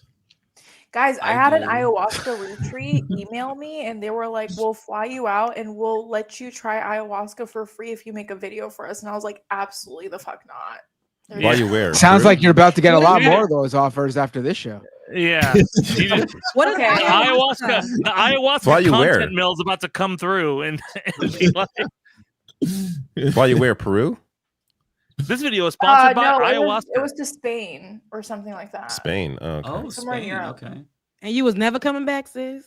Yeah, that would be a little bit too sus. That's a random email. How do they know you? Yeah, very random. I would not. You trust that. was gonna go over there to Yeah, go ahead and do the content, and then baby, you wasn't coming back. Yeah, that's not. But Rebecca, you brought up hookah. I used to love hookah. I had this blue raspberry tobacco, but I stopped doing hookah because one time I was really drunk and high, and also smoking hookah, and the charcoal fell off because I like yanked it, and it like rolled under the couch, and I like panicked and I grabbed that shit and then burned myself, and then I like flung it back and like because I was like, oh my god, I'm gonna burn down the fucking house. It wasn't close to burning down the house, but you know, I was very like, I was panicky. I live in Atlanta, so every place you go to, that's why I don't even go out over there. Every place you go to is a grass wall, and it's hookah. Every Middle Eastern spot, every whatever, it's just gonna be that. And then they just started putting it everywhere. You go into the jazz spot, hookah. You gonna get your nails done? Hookah. Literally, you going to go get a massage? Hookah. I'm like, and then you listen to Young Thug. Hookah. Hookah. Bro, like in Orange County, there's like a huge like hookah culture around. Like, you know, I think just generally whenever there's like a bunch of Middle Eastern youth. Wait, you're in like, Orange County? I used to be in Orange County. I grew up in Orange County, and then I went to LA and Irvine. Oh my god. Okay, cool. I know a lot of people. Do you guys remember that song from Young Thug where he's like, "Pass me the hookah"? Yeah, that was my song. Pass me the hookah. Okay, yeah. Pass me the hookah. I would listen to that while doing hookah, and I was like, "This is life. Like this is." Dang, hookah been out that long. I was such Guys, a that was when life was good. When a loaf of bread wasn't $9, when you could still get wild berries for $3. Hookah is like $70 at the spots, from what I know when the kids go. But hookah is expensive now. It used to be like deal with it. Yeah, hookah bars are crazy $10. now. Jesus Christ. Hookah bars we just are had our crazy own. now. We probably still have it. We just had. We got our own too. Isn't it worse for you than cigarettes to some degree? I never smoked cigarettes, but I feel like they say that it's actually, it used to be when it first came out, they were like, the doctors would say it does nothing to you. Now they're saying like it really messes up your lungs because it's hitting, you get direct contact and you're inhaling for so long. Some people are doing it with coal that isn't healthy, all these things. And then some people are saying you're not supposed to really do it indoors. You're supposed to do it outdoors because now you're smoking soot, all this kind of stuff. I don't trust it. I would never smoke hookah in Atlanta. I think like prolonged exposure to any of these things, like all of these things are gonna have like a positive or detrimental experience on your thing. Mm-hmm. I just never really got like the couple times I went to hookah bars, it was fine. But I was just like, we don't really need the hookah here. We can go somewhere else and have the same kind of social experience. It's basically just it's a bar where you don't necessarily want to drink and you just want to. It used to be tea. When I used to go to you had to go to the Middle Eastern spots and have tea, and then they would have hookah. And they would have hand painted hookah. I remember this guy. He was from Egypt and he owned one of the spots. And he went home and got a whole bunch of real nice hand painted hookah, and then like everybody would go and he would have just tea. I would always see the times that I would go because it was just ungodly hours, but I would see doctors and stuff come in, have tea and smoke a little hookah, and they were usually like Middle Eastern. But then it started getting super popular, and then of course like they started making it cheaper, not at that spot, but they started making them cheaper, plastic, and like it just became whatever, and people are paying like up to almost like $100 for hookah, and I just can't. Yeah, man. I can't see myself. But you're right. If you do anything too much, if there's too much of anything, I think it becomes it can become detrimental to you. I think it's fine if look. I think all these things are fine. I don't know why I'm doing like the South Park. Like, you know what I've learned today? Like, I think all of these things are fine to some extent. Like, you know, like we're not gonna all like live perfectly healthy lives, right? And like and not take shit that's like, I mean, I'm drinking a fucking whatever this Sprite chill lime shit is. I'm sure I'm taking in something that isn't great. But I think you know, there's a lot of people who make hookah like we just go there all the time, and I feel like that's like shit. It's like going to a bar. If you go to a bar like every single year, something's up, man. You know, no, it becomes these things become addictive. And I unless think you're a bartender, that's your job then. But the constant tobacco, especially during now, I was drinking my behind off. If I've ever drank in my life, COVID, because we was at home, right? So we was partying at the crib. So we was going to get the hookahs, we was going to get we was getting Henny, we was getting the Haitian rum, we were getting vodka. I don't even drink vodka, but we were just drinking whatever. And that was from those like 3 years. And then it was making me, I'm just naturally slim. I was getting a muffin top because I was drinking absolutely ridiculous. Like, yes, girl. And it was really bad. And I was like, where is this coming from? Because I was consuming so much alcohol and it was so bad. And I had to be like, girl, now, no, we can't I can't even drink this. They was making money. Yeah. They was open almost 24 hours. They were making money. Aside from getting like my medication, like the first time I left home after like shit hit the fan was to go to the liquor store because we ran out of liquor first. And I'm like, I have to risk my life to get more liquor. I'm gonna go fucking insane. Bro, I'm very wary about, because my dad died from alcoholism, right? Like my dad was a massive alcoholic, and so like that's something where like I'm so wary on getting addicted to anything, dude. Like I'm constantly. I count shots. I count like anything that even like now we had like me and my girl when we wanted to get into, it's like let's get a bar because when we want to have people over it'll be fine. We like never use that thing, right? Because I don't know. It's not something that I really took into my lifestyle to have like a good. I get it's a social lubricant, you know, but I don't know. It was never something that I need. Social lubricant. The name is crazy. Okay. I've heard that before. You never heard that? Libations, baby. Social lubricant. Yeah, it's a social. I've heard that before. Social lubricant is crazy. I'm like, social lubricant, baby. We talking about drinking. I don't know where you. That's what they. Hey, I heard someone say it, and I'm like, oh, that sounds like a good term. I didn't say that again. Okay.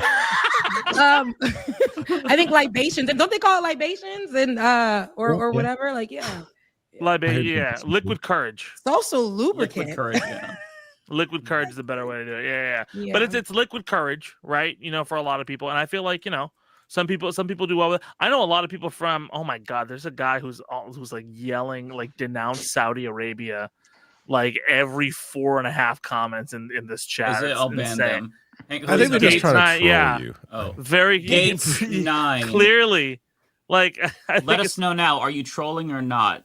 What you say will determine whether or not you live or die. Whoa, okay, let's say that. Whoa, okay, let's not. No, he absolutely metaphorically, like if I'm going to ban them or not, like I'm not literally going to kill them. If you're going to be, if you're I don't gonna have to buy it. I would assume so. Yeah, but I don't know. I feel like especially like as somebody whose dad like died from alcohol, like it's something not to But like I'm very like I think it's fun, but like I get very nervous on people who like rely on it as like a crutch for like social situations. That's like a really No, so scary thing. I had to. That's why I had to stop because I found myself. And I look. I've been drinking. I love me. I've been drinking. No, I love a good drink, right? But for the last, I haven't drank like for the last like 2 months, and it feels really good. I'm a runner, so it's really good for my breathing when I go running. It's really good, especially no hookah. But before that, especially in my 20s, your girl would drink, get up, and go run, and be like, "Woo, fresh day, it's so great," all that. But baby, the way I drink for years, like I feel like I drank for 10 years and during the beginning of COVID, and because it would be like, where am I going? The anxiety, the stress, all of that. And it was just like, let me get another drink. The morning, it was just like, and I felt like I was becoming so reliant on whatever the emotion I had was to have a drink and go to sleep, wake up, drink again, be on the phone. Me and my girlfriend would be like, girl, you pouring a drink? And it'd be like, girl, it's like 8 a.m. or something. And we're just like, and I had to be like, okay, I can't be so reliant because of my emotions on drinking, like for whatever feeling I have, whether it was a celebratory, anger, I'm trying to cake with my man, whatever, drinking. And I said I wanted to be conscious in the world after that. So, I've really slowed down on that. But for the last like 2 months, I've been feeling more like a little more fresh, right? But I'm 35. Drinking because I drank so much before. It started at what?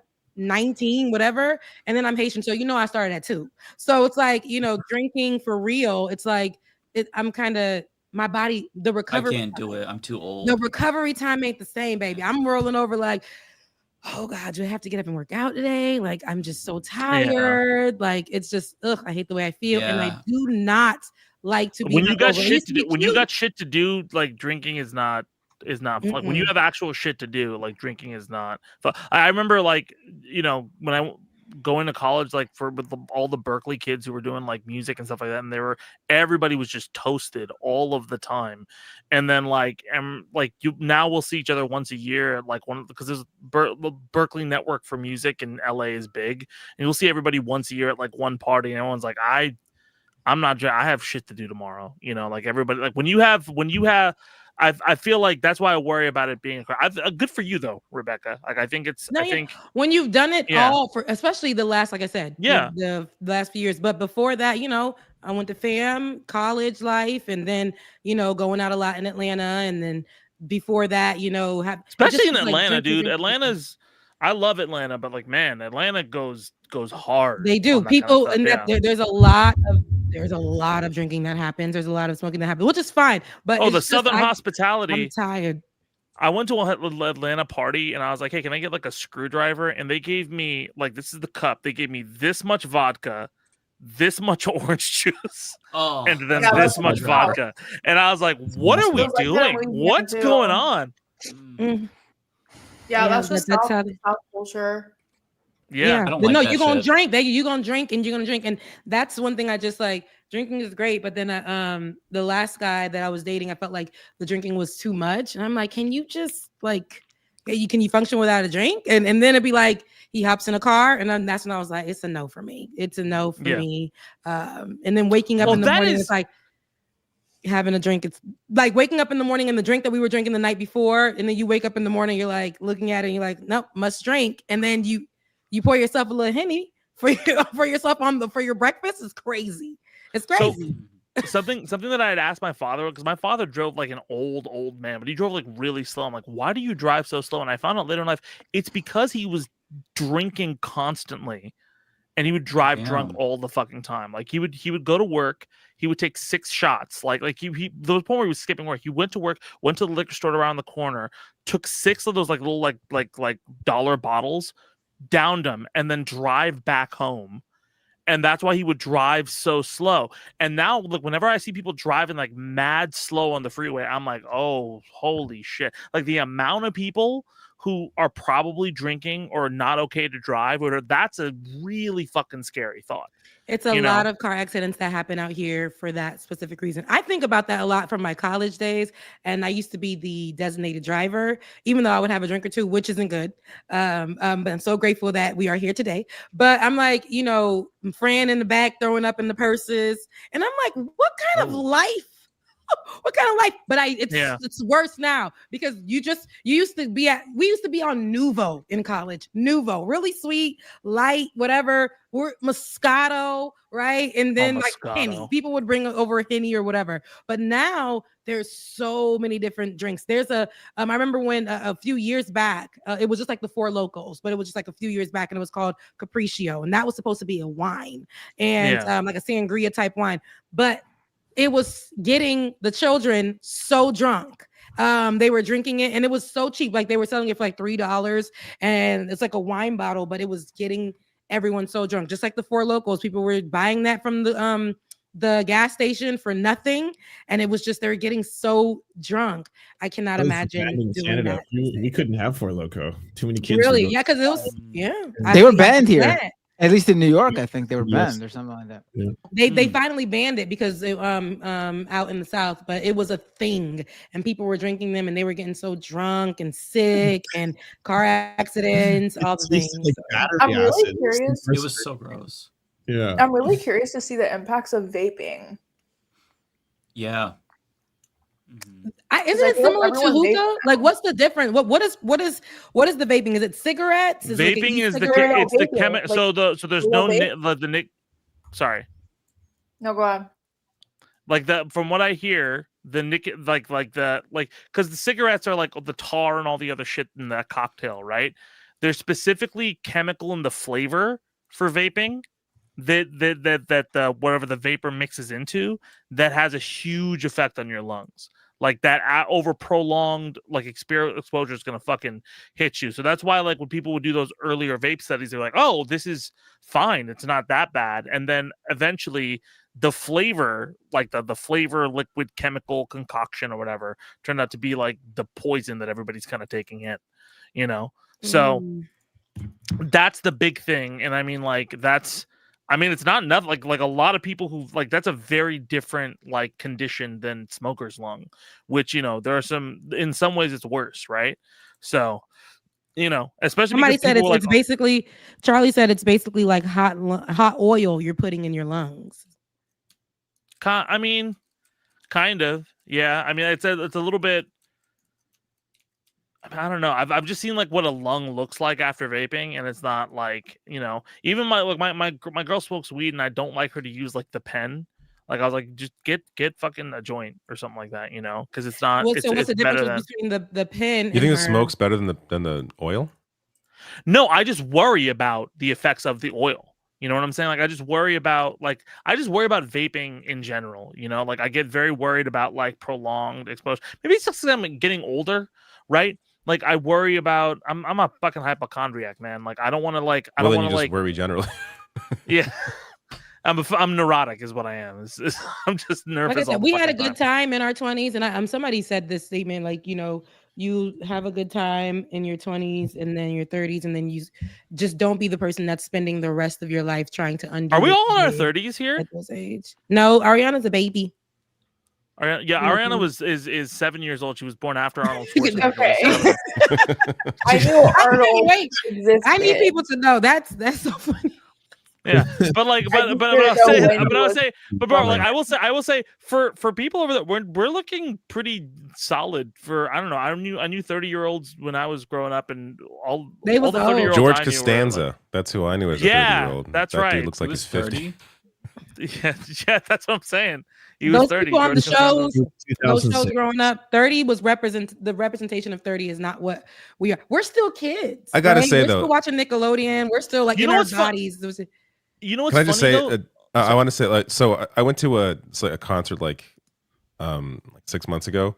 It was a lot of Gen Z was there, and apart from Ariana, like Gen Z looks like they look older. Yeah, I feel like I don't know if it's the way they dress. I don't know if it's they're not us. No, the way they do their true. facial hair, but like they remind me of like how teens looked in the 80s. That's how they're all Yeah. dressing now. Yeah. And it's at least the concert I went to.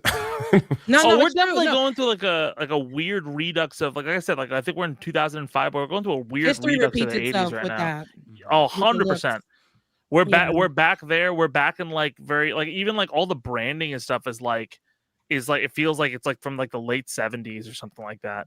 I'm like, With we As was wearing Colt kid points out, clothes. it's the mullets. The Gen Z don't Yeah, realize it's that the- the mullets and the middle It's the part mustaches makes and the them mullets look that does it a older. lot for sure. I just honestly feel like we have no will to live, to be honest. And you can Jeez. see it in your They're faces. so emo. Look, Gen Z is so emo. They be like, it's No, like, but if you look, what?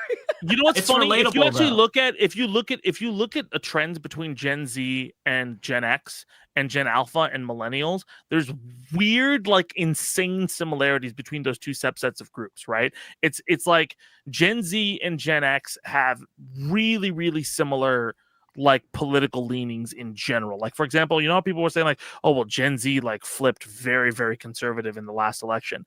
Interestingly enough, if you go back to 2005 election, you see how Gen X voted. Gen X, very near identical percentages, right? In that age group, you know, voting for Bush for a second term. And then a lot of those people flipped 4 years later when they voted for Obama, or even in the midterms, right? So, and then like you look at like a lot of the trends of like things that people like growing up, like Gen Alpha, right? Things that Gen Alpha is interested in, the things that Gen Alpha like is kind of going through in their like high school years, right? It's very similar to what millennials went through, you know, during that whole. Is it just like parents and then their kids? Yeah, That's the I think relation. that's what it is. there. Like- I think it's like because everybody's rebellious, right? Everybody's like, I don't want to fucking deal with this.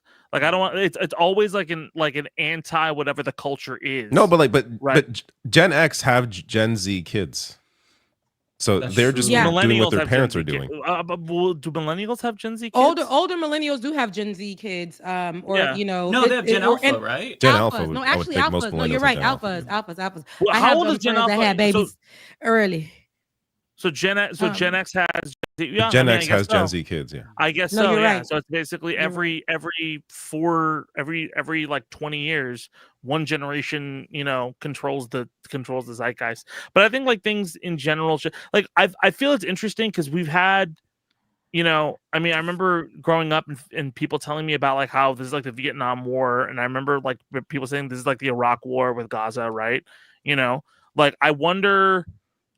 Because again, this like shifted so like the I'm surprised at how, especially after seeing the amount of people who for so long who would just deny like Palestine was a genocide and what was going even in 2021 when there was a whole fucking thing with Israel attacking Palestine, like that whole situation, like there was a ton of people who forgot about that and who wouldn't say anything about it.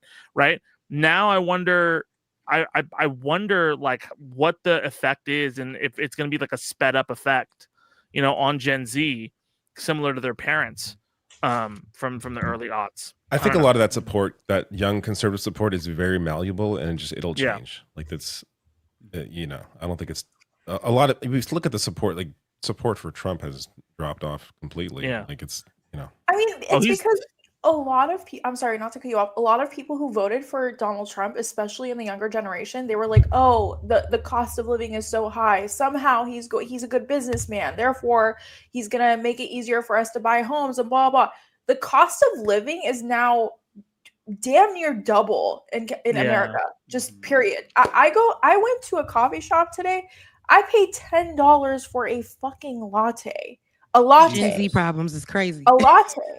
No, Yeah, let's crazy. no fucking No, for real though. Groceries is ridiculous. Groceries Every is time crazy. I go, Loaf of bread. it's like I'm paying $6. almost, like $20 more than I did the week before. Eggs is quite Like, literally what? the price of eggs is $11.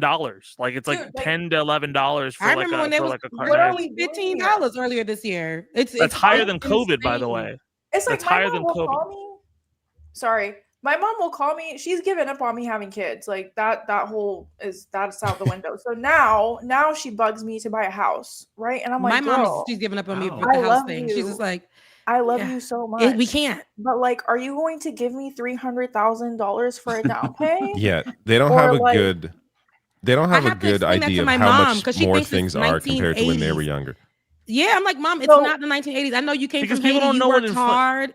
but I Yeah. can't afford a house love right now. I it. said my rent went double I from get it. 2020 to now. So I'm like, you gotta really understand what I'm saying. But she's like, I just like, when I was girl, you had my daddy. Just show them you know, you graphs had- of like cost of when living you versus were- wage increases. Well, Like, it's even inflation. People will feel the effects of inflation, but they won't. I think that's like the biggest like indicative problem in the country. Like people will feel the effects of inflation, but they won't understand why inflation is the way it is. So they will be like, everything's more expensive, but they won't understand that the power of their dollar has just fundamentally it's lost value, right? Like so and that's that's across the board in And terms China's of American gone up policy. this year by like Exactly. 100%. And like that's across the board this year. Whenever there's an issue specifically with the Trump administration pushing fascistic ideas or any specific thing in the zeitgeist taking over, people again will look at the headline, but they will not think about the long-term effects, right? The short-term of like they just want the quickest, most digestible, like what the fuck is this? So I can panic about it, right?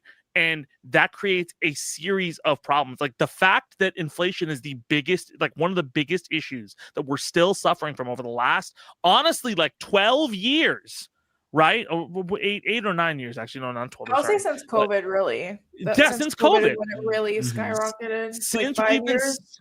dealing with all of this, right? Like 100%.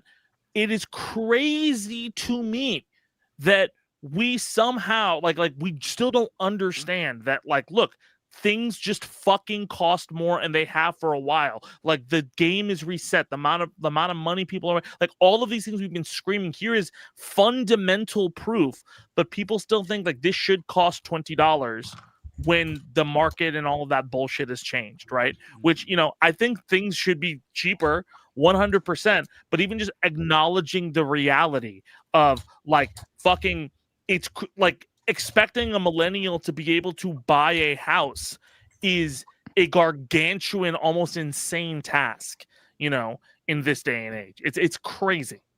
It's not only that, but then I tell myself, okay, you know what? I obviously can't afford kids, can't afford to get a house. You know what? I'm going to go outside and I'm going to treat myself because I have some savings for a rainy day, but it's like, what the fuck am I saving towards? Like, let me just go and live a little, you know what I mean? And then I go and I buy myself a latte and it's like fucking $11. And then they ask for a tip too. And I'm like, you know what? I don't know. You know what I mean? Yeah, I can't even say I got lattes at home because it's still expensive. You go and buy it from the store, you might as well, you should have went to the damn Starbucks and got one because it's the same thing. Like it's like everything costs the same. I thought, okay, Rebecca, I'm gonna make some lamb chops at the house because lamb chops is expensive. It's the same thing. Now I have to put all this work into doing it, even though that's what I've been doing, cooking more. But I have to put all this work into doing when I could have went to the restaurant. That's what I usually do: get dressed, go to the restaurant, have me a good time. But these days I'm at home and cooking more. But it's just like everything is so expensive. I go to the grocery store just so I can save money, and it's just like I can't even afford groceries. Like I can't. I will That's say why though, we there's forage. there's an app called Too Good to Go. It's called again Too Good to Oh, Go. it's, If you yeah, guys yeah. download that app because a lot of stores like Whole Foods and stuff like that, when they have like an influx of stuff or influx of food that they're about to throw out, they will literally give you a big bag of food for like $5. Ooh, Too Good to Go. Let me go ahead and get that. Yeah, y'all need to get it. Get that app and get food Good. off of there. You will save a ton of money. I mean, there's Yeah, I there's need things like to. I go to the Reddit like eat cheap and healthy, you know. Like I have some pretty quick like okay, well, like I also have like a price where like I'll only buy I'll buy a shit ton of stuff on sale and then like just keep it in the freezer and then forget to cook it like every good millennial does, and then it has to go bad and have to throw it away.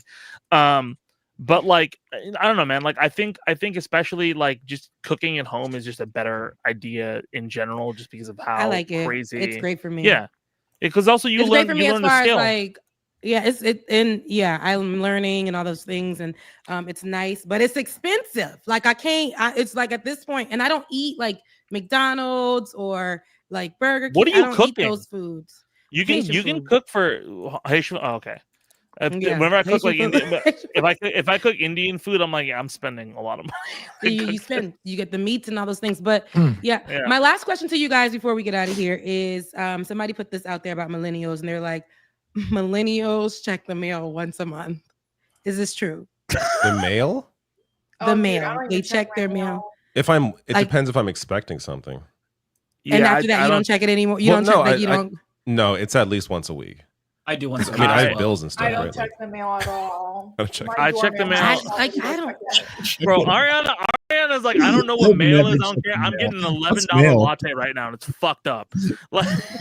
Dude, when I tell you, I literally went to the. I'm not even exaggerating. I went to the grocery store today, and I got depressed. I was like, I bought chicken thighs, some raspberries, and some apples, and it was $30. And I was like, you know what? God.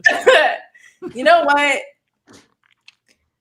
I just got so depressed. Like, I'm not even. That was actually partially why I took the Shrooms. Are you in California? Are you in California? This is so cruel, honestly. No, she moved. She don't live in California no more. Oh, you I don't live in in California? New York. Yeah, this stuff. Oh is gosh, okay. Yeah, New York's I don't.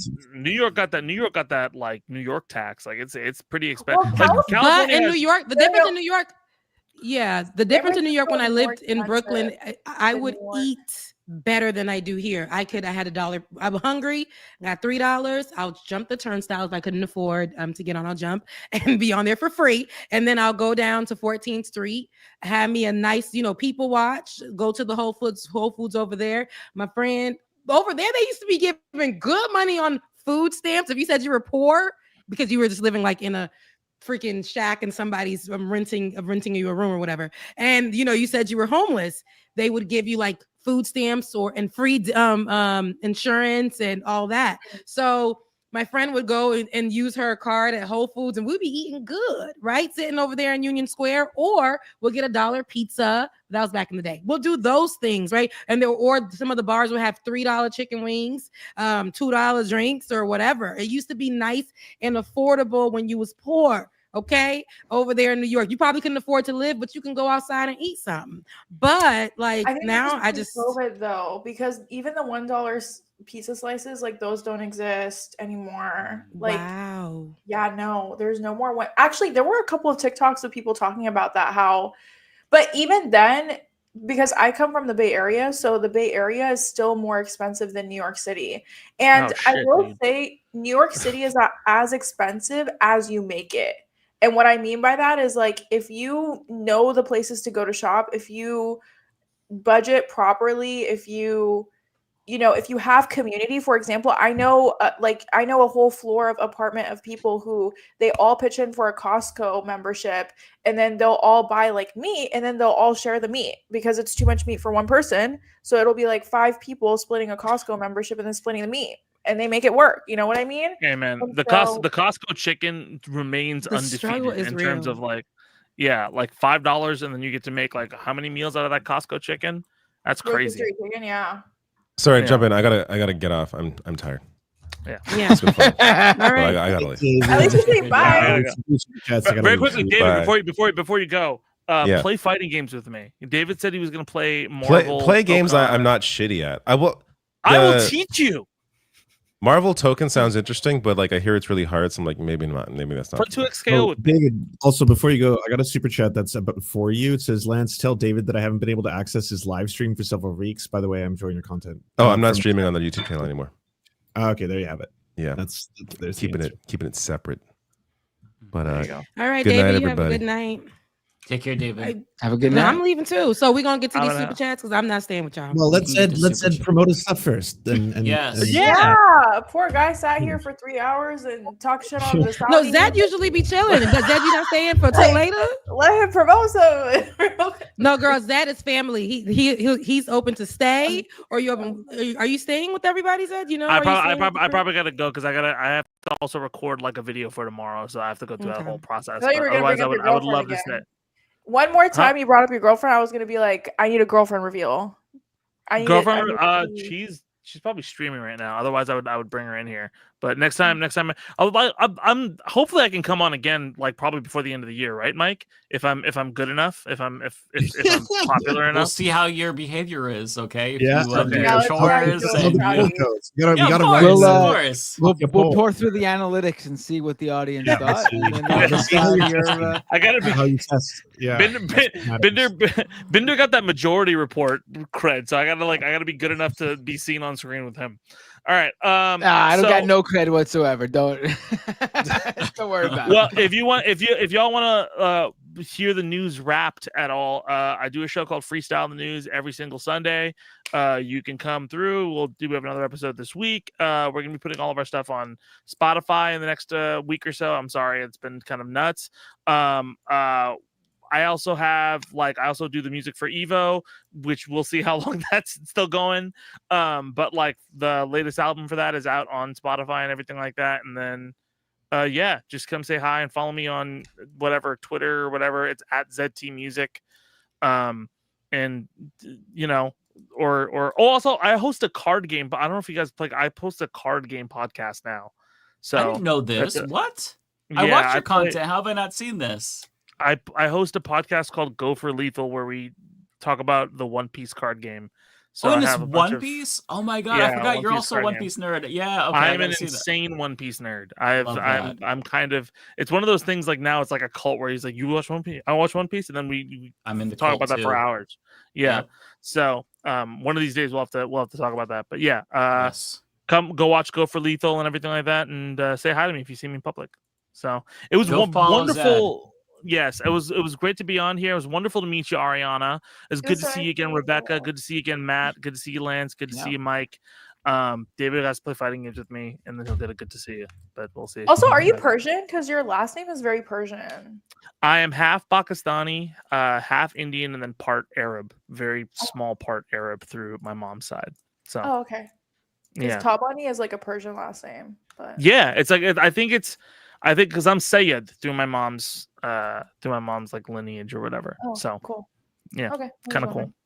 All right, good to see you guys. Love y'all. Take care, Zed. Y'all Always family. Nice having you. All right. This is a fun Okay. stream, guys. I enjoyed it. This was really fun. Yeah. I'm sure you did. I need. Yeah, I had a lot of fun. Now I know You the gonna sleep secret to good tonight, enjoying too. these. No, I'm just kidding. That was like a low key diss, but that just sounded dickish. I was just joking. Okay, so who do we want to go first with super chats? Me, because I'm out.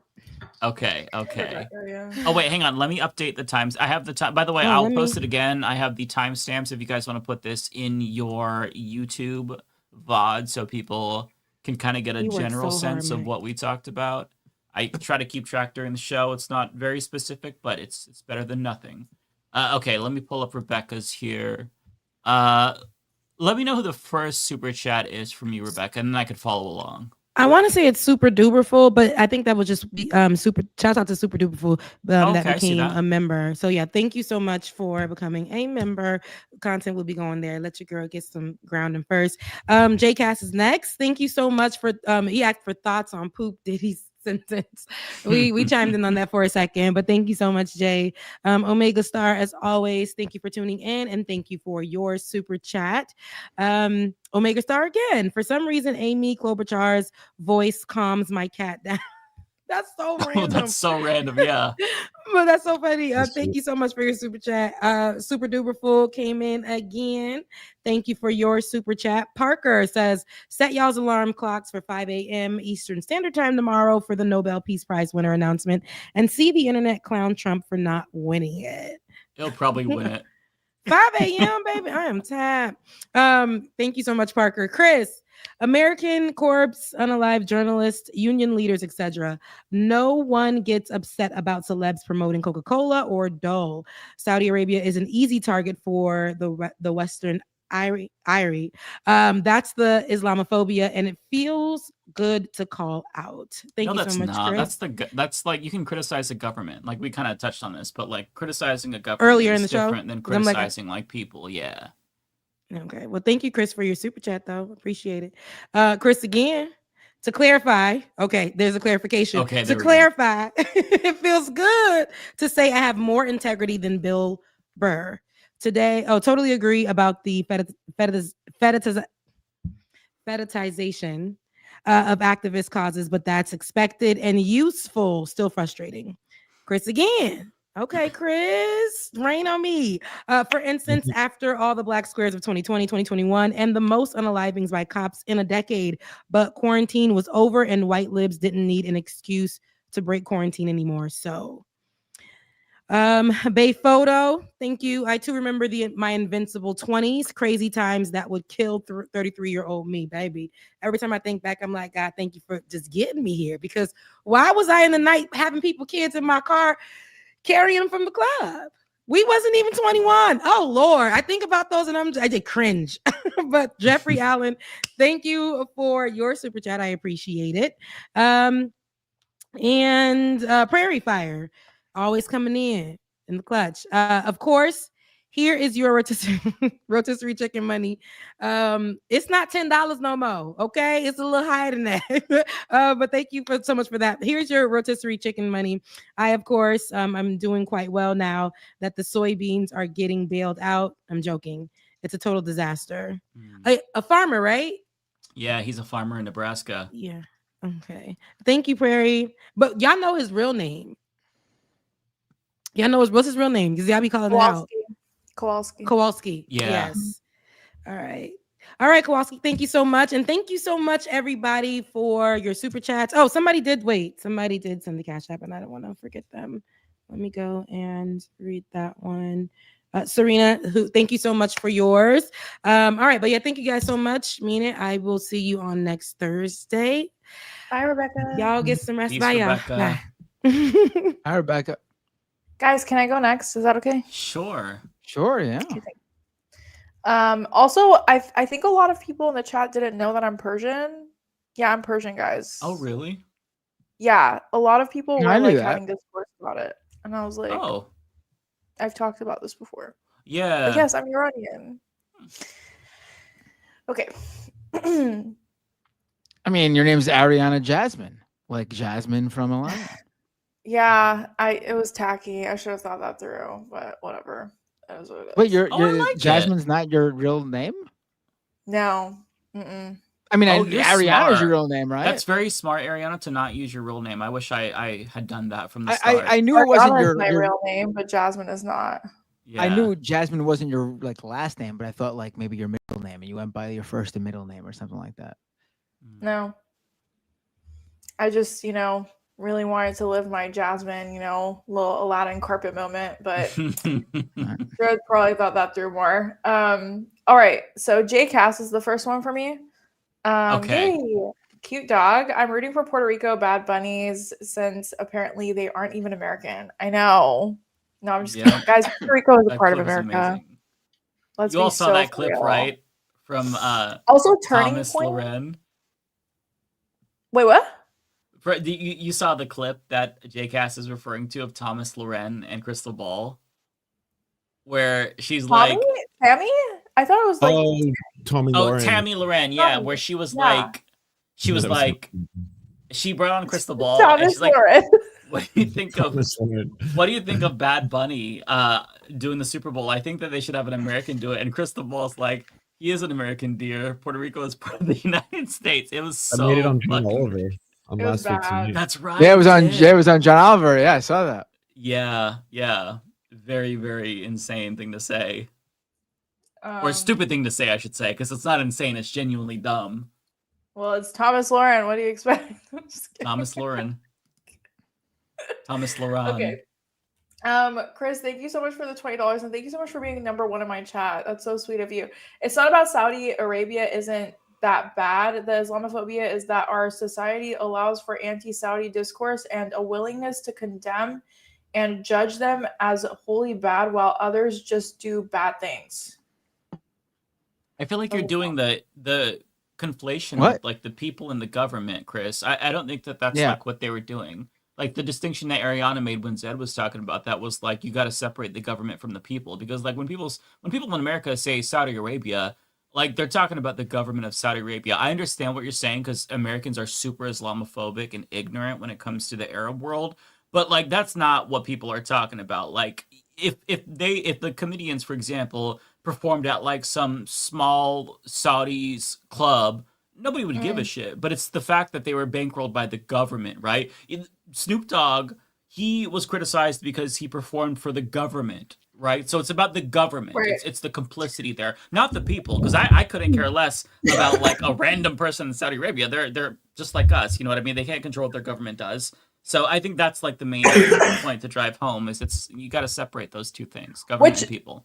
By the way, I just want to be very clear. There are so many mainstream artists, especially EDM rave artists or not rave artists. You know what I mean? Like the DJs that go to they go to Cairo and they perform at the pyramids. It's like a whole thing. I think David Guetta's about to go. There's, Kehlani went to Dubai and she did a show for Huda Beauties.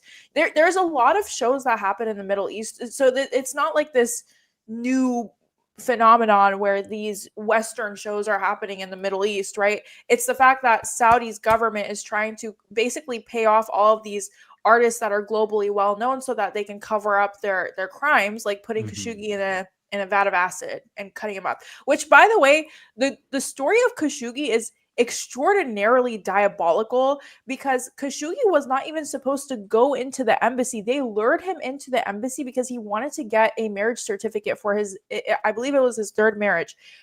He told the Saudi, government, he was like, I want to get married. He needed to get his separation papers. And the Saudi government was like, okay, you have to come into the embassy in order for us to give you these papers. And he essentially got them to promise him that he was not, nothing was going to happen to him. He goes in and he never comes back out. And then we find out that he got chopped up and thrown into a vat of acid. So that's crazy. When we're talking about like a barbaric government, we are talking about a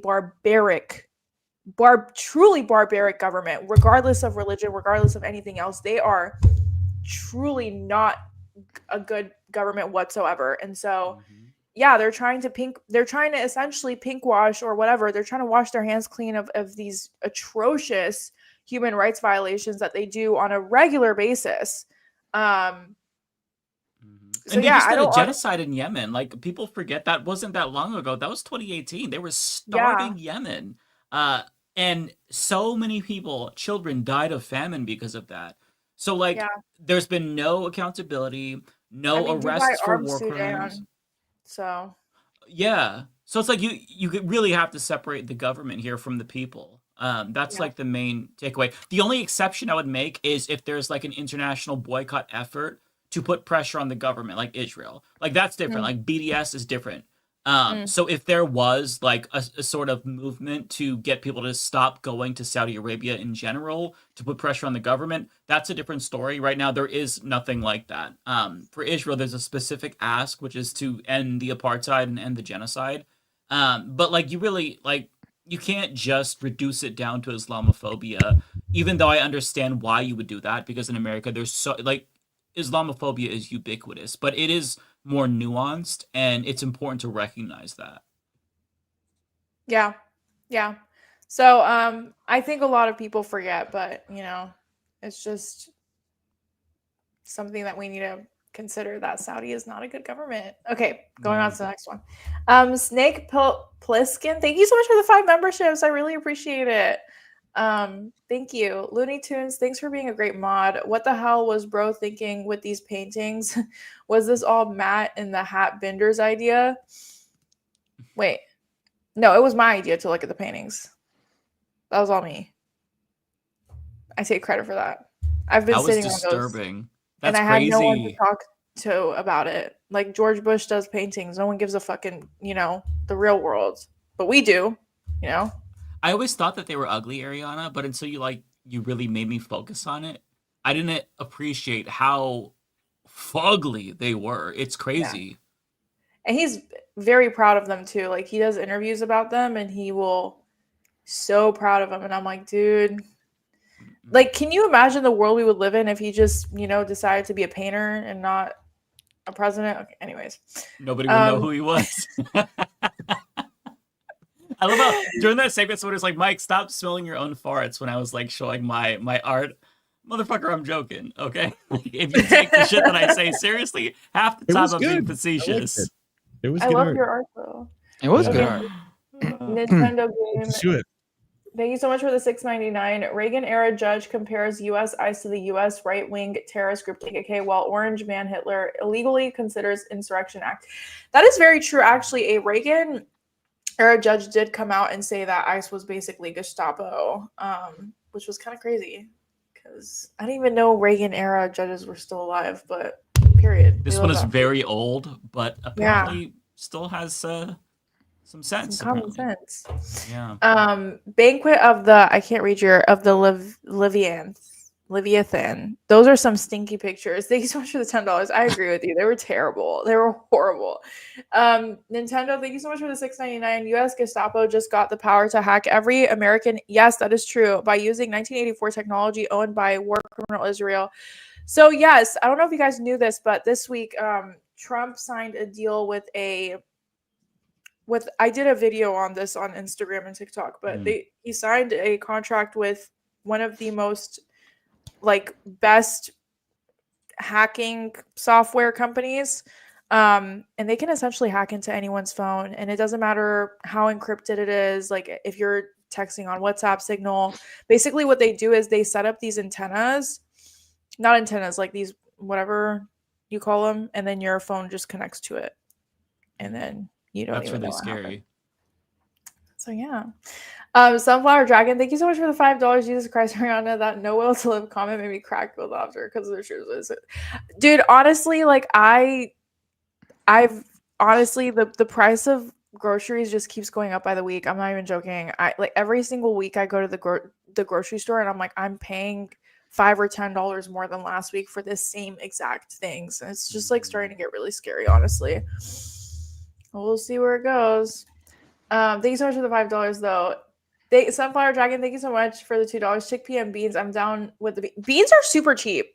I feel like beans are the one thing that Rice is still pretty cheap if you buy a lot of it. Like if you buy bulk rice, it's pretty affordable, and it's versatile too. So that's a good thing to stock up rice on. and beans. Mm-hmm.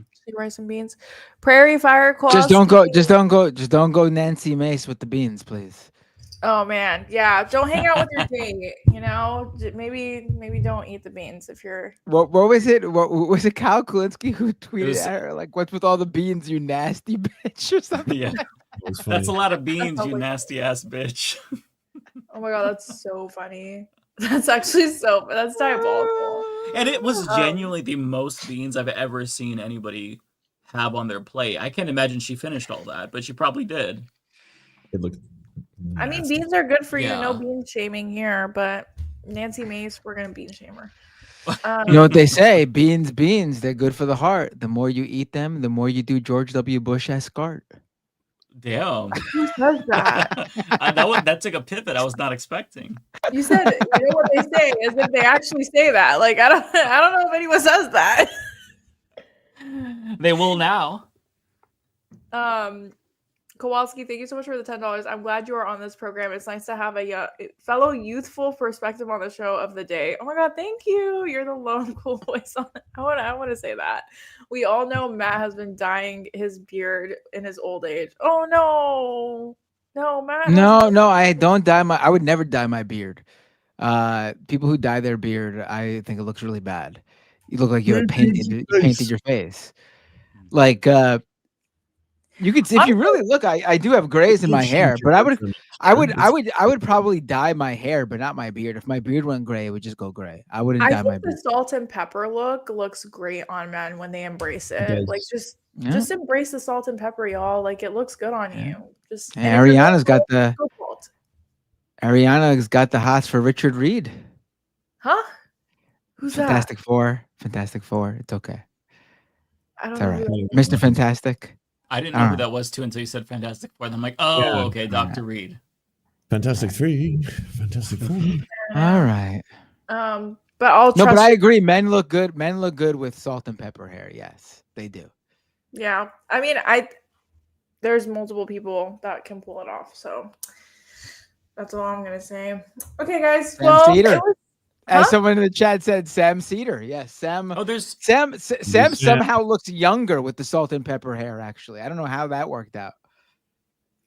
This Oh, was for Pedro? either you or Rebecca from Chris. I'm not sure. I just want to make sure it was read. It didn't come from Okay, me. this might have been for Rebecca. It's not Islamophobia to criticize Saudi government. Islamophobia to criticize the Saudi government. It's Islamophobia that boosts those criticisms in Western society. Okay, I mean, I just want to make sure that was seen. I understand where your head is at. Like, I really do, and I say this as a Muslim, like, who literally was in kindergarten when 9/11 happened. So I trust me, I understand. Like, I know Islamophobia. You know what I mean? I just think that, like, just because a couple shitheads will use that to be Islamophobic doesn't mean that the Saudi government is absolved from their crimes. You know what I mean? Like, Islamophobic people are going to be Islamophobic. Like, I can't do shit about that. You know, I hope they change. If they don't, they don't. But at the end of the day, that doesn't absolve Saudi from being fucking disgusting. Like, in my opinion, it's Israel, and then it's probably Saudi is like right after Israel for governments that I don't like. Like, they've done a lot of human rights violations. I got one last one from Jeremy Elwood. Thank you so much for the $5. I really appreciate it. Rice, cilantro, spinach, parsley, dill, kidney beans, and dried lemon. Great meal, easy to make. I love this. I love this so much. Guys, maybe we should have a Friendsgiving, like a virtual Friendsgiving, where we all bring like a Thanksgiving plate. That'd be That'd be nice. I like that. We should do Yeah. that. Feel I would like that. Yeah, and then we can complain about Christopher Columbus. You know what I mean? All right, guys. That'd be amazing. I had so much fun today. I really did. Thank you for making me feel better after my grocery run. Hey, Friendsgiving is Thanksgiving's not about Christopher Columbus though. It's the Pilgrims. It's a little bit different. Yeah, but the Pilgrims are a product of Christopher Columbus, so you know. Either way, fuck Columbus. Different place. They're from different places. That's anti-Italian discrimination. They're all settlers, though. Like, it's the settler colonialism of it all. Also, turkey tastes like napkins. It's disgusting. We only do Thanksgiving to, you know, it's a great way to see your family again. But the idea of Thanksgiving, it's kind of ironic. You know what I mean? It is. Yeah. No, I see. I like turkey. Turkey's good. Whenever I go to Subway, I get a turkey sandwich. I thought you got the tuna sandwich. The lightest thing you've I ever eat said. tuna or turkey. Those are my two go-tos. And if I go to a real deli, like a deli, I get turkey. I get turkey, lettuce, tomato, and mayo on a roll. Yeah, it's my Turkey go-to just doesn't turkey. taste like anything to me. Turkey's good. Like, it's just. I get turkey because it's more lean than beef. But yeah, you gotta get your turkey. You gotta get your turkey cooked the right way. It sounds dirty. I don't know why. That does sound dirty. Yeah. You got it when your Thanksgiving. You gotta get that turkey cooked. No, that was you. All right, guys. This is, but you have to. You do have to get your. I have to go too, so I'm gonna just read off just the two I have. Yeah. Right, take JCast, care, Yana. $8 traded the lights for pumpkin spice latte. It's true. Looney Tunes 9000. Thank you for the $1. Sam Rocher. Thank you for the $10. Can we update the hero's journey thing? Too close. Oh, just stop it. Absolutely, we can. Asa the Poseidus. Thank you for the $2. Rockstar had it right. Having the 3K test dummies. ACAB Forever. Thank you for resubscribing. And also thank you to the one and only iDubbbz for subscribing over on Twitch. That's pretty cool. I'm going to send all my fans. Really? The iDubbbz? The iDubbbz. It's the official account. Wow. I subscribed.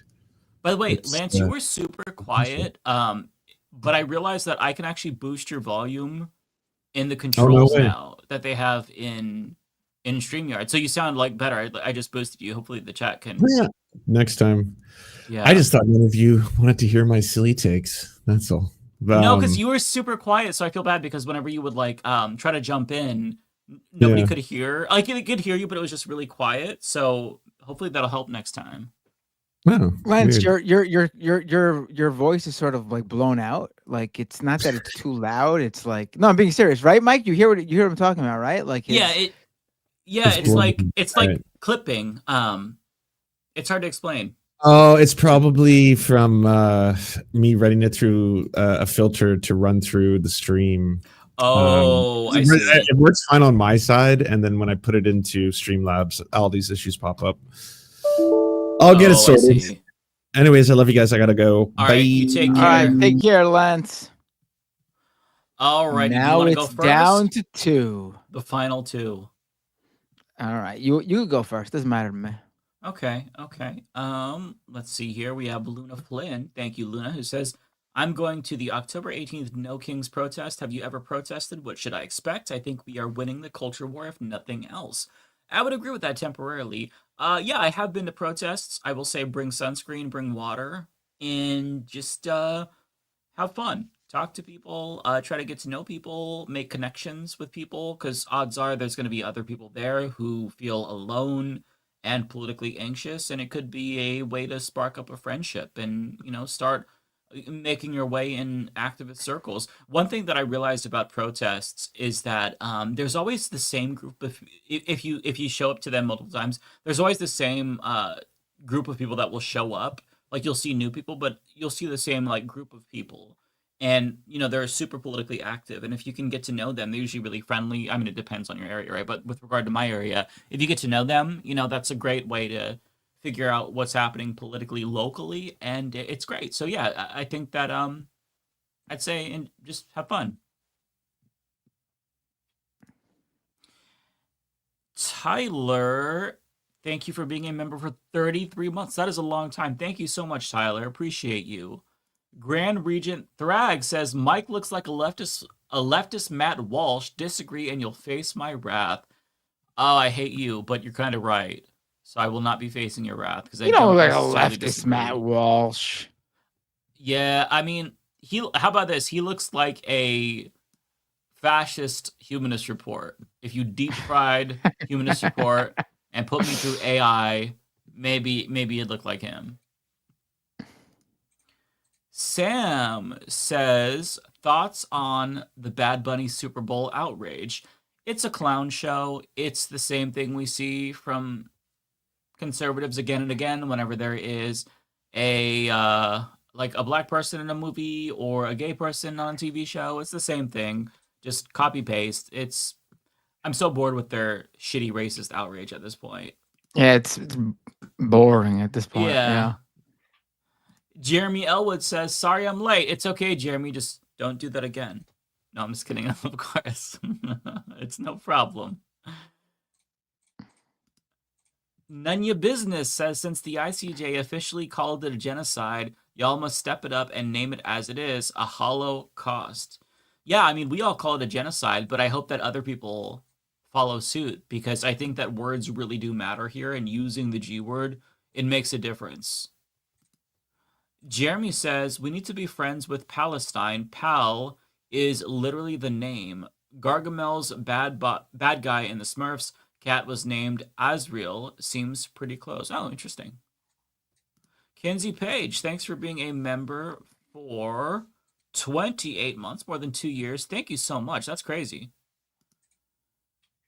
Chris Corcoran says, this panel started as 2%, 1%, 0.5%, and skim milk.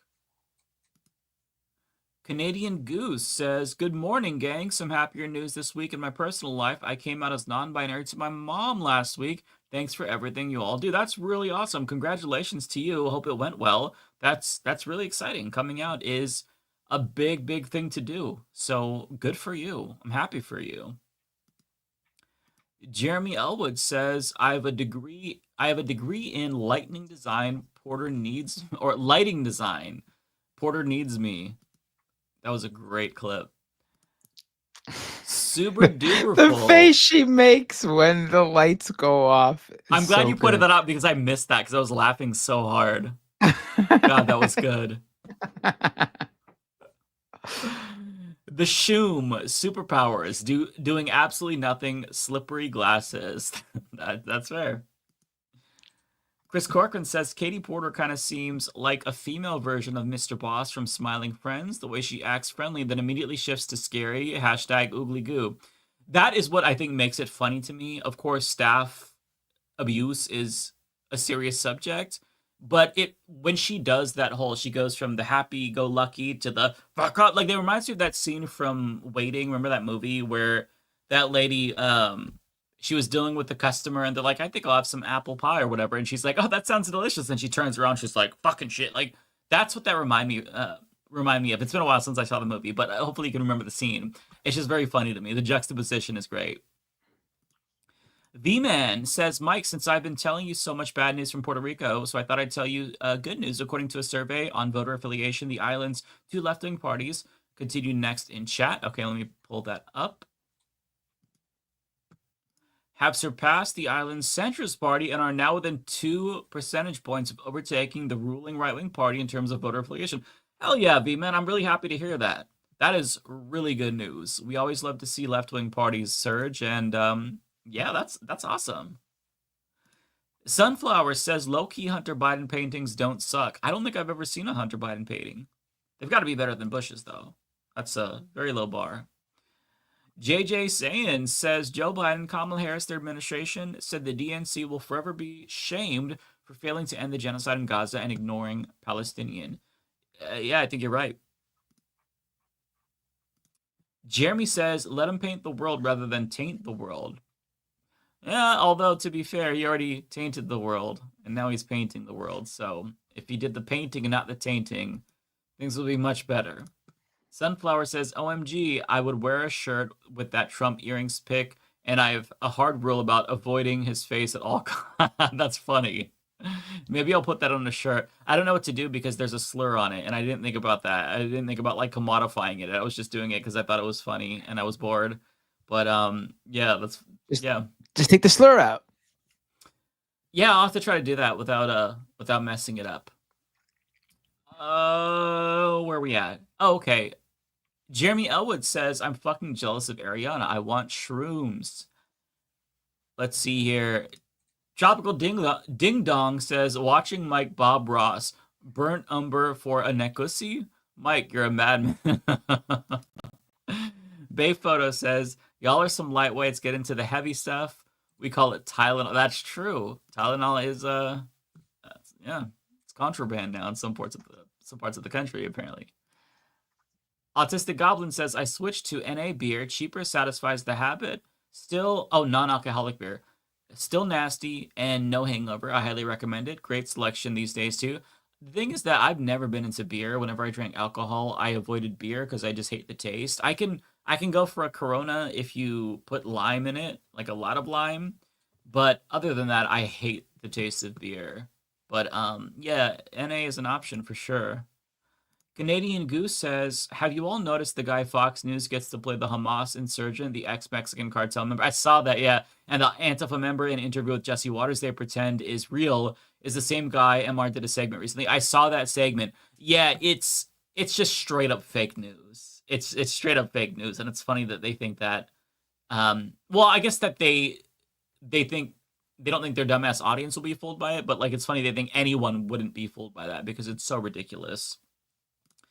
Jeremy says, I'm Gen X. Sorry your parents were boomers.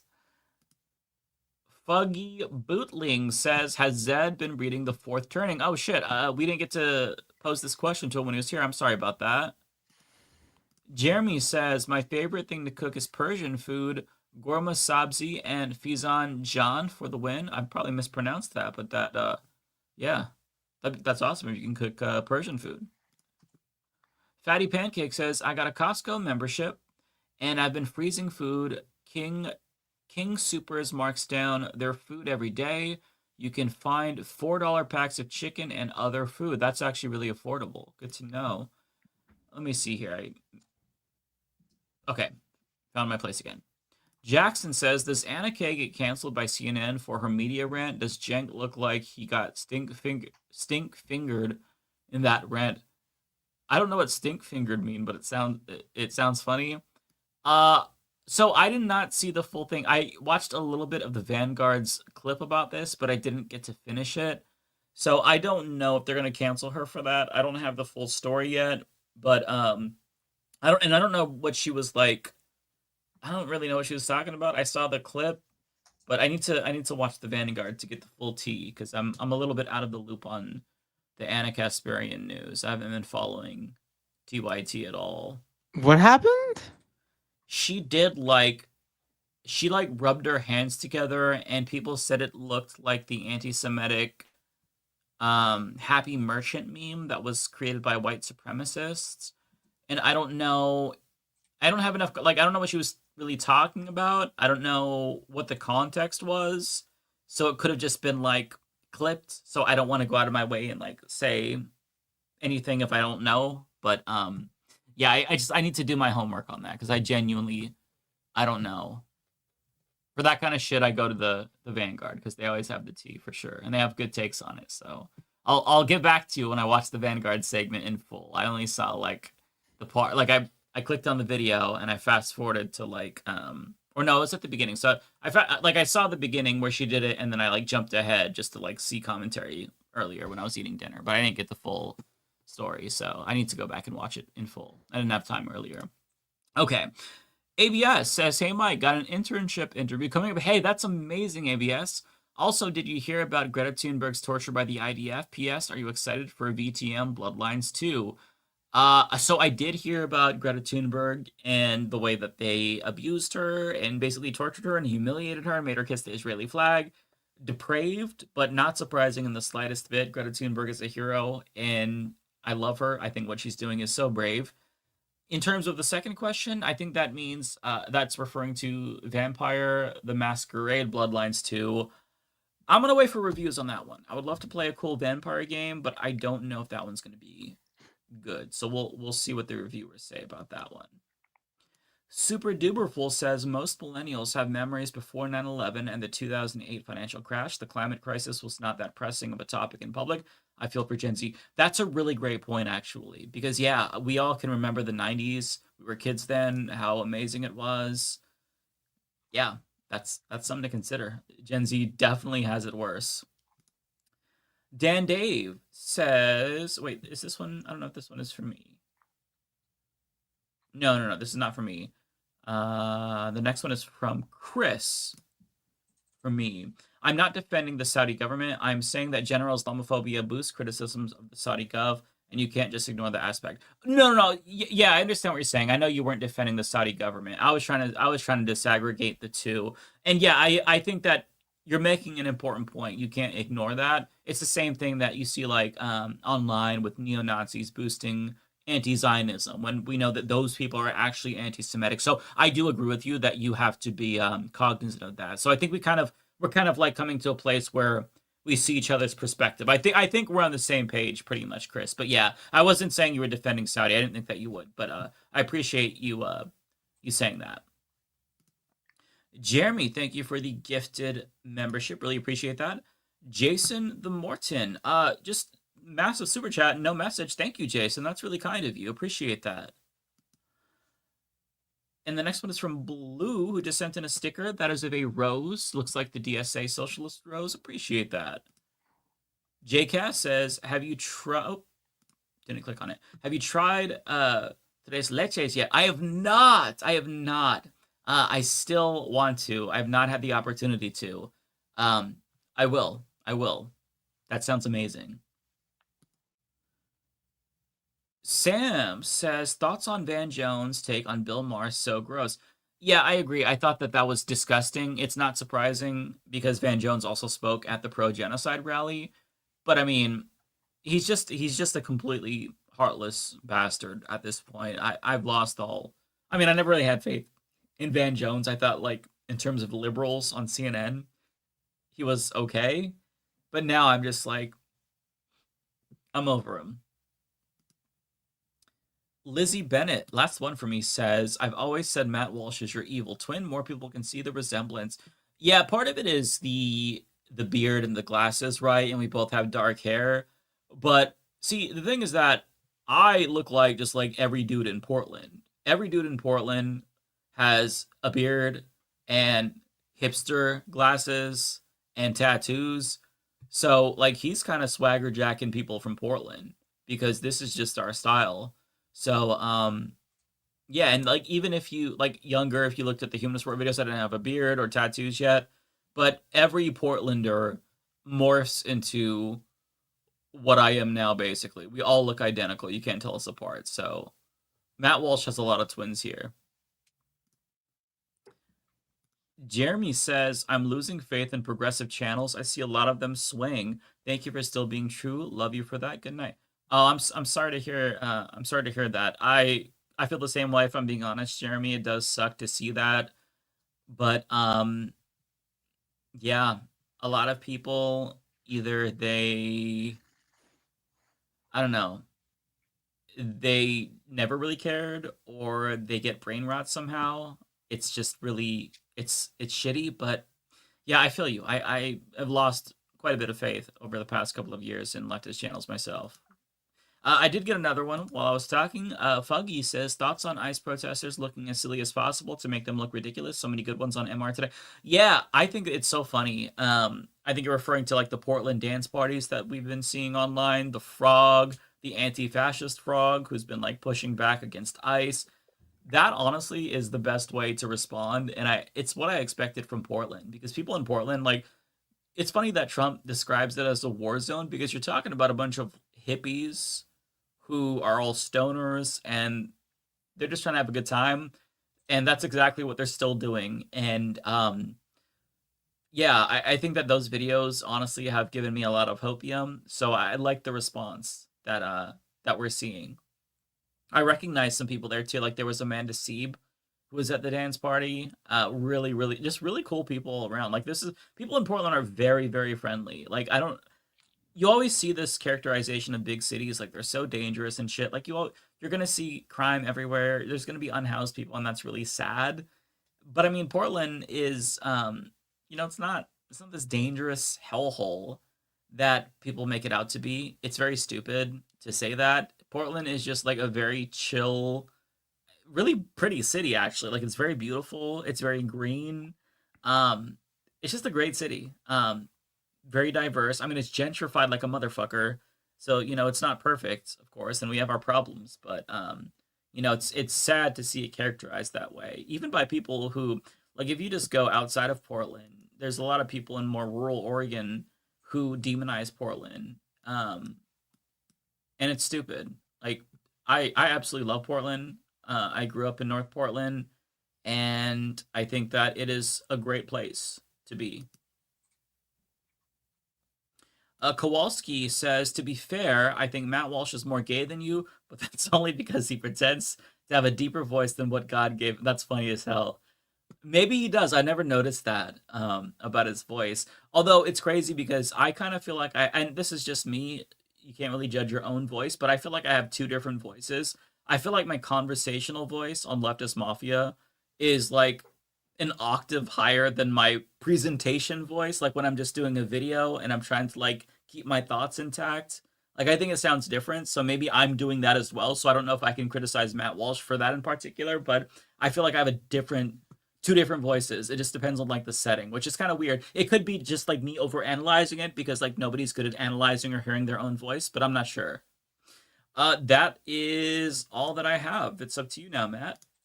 All right, let's do it. I'm gonna run to the bathroom while you go through these. I'll be right back. All right, sounds good. Where is the posts? Where are the posts? Let's see. All right, here we go. I found them.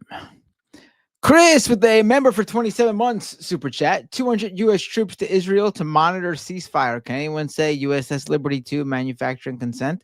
Are we really? I didn't see that. Wow. Okay. Yeah, that's our peace president, right? Keeping American soldiers home, right? Unbelievable. Bay Photo with a member for 27 months super chat. The Chicago Cubs breaking their 108-year World Series drought in 2016 jinxed everything, right? Also, while we were live, it seems like the Phillies have been eliminated. The Dodgers beat the Phillies. Phillies are out.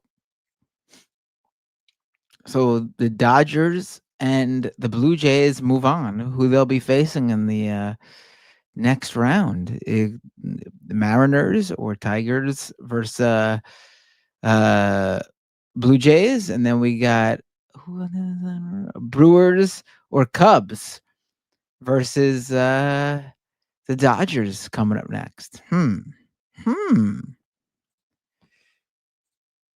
I'd be interested in like a Brewers Mariners World Series.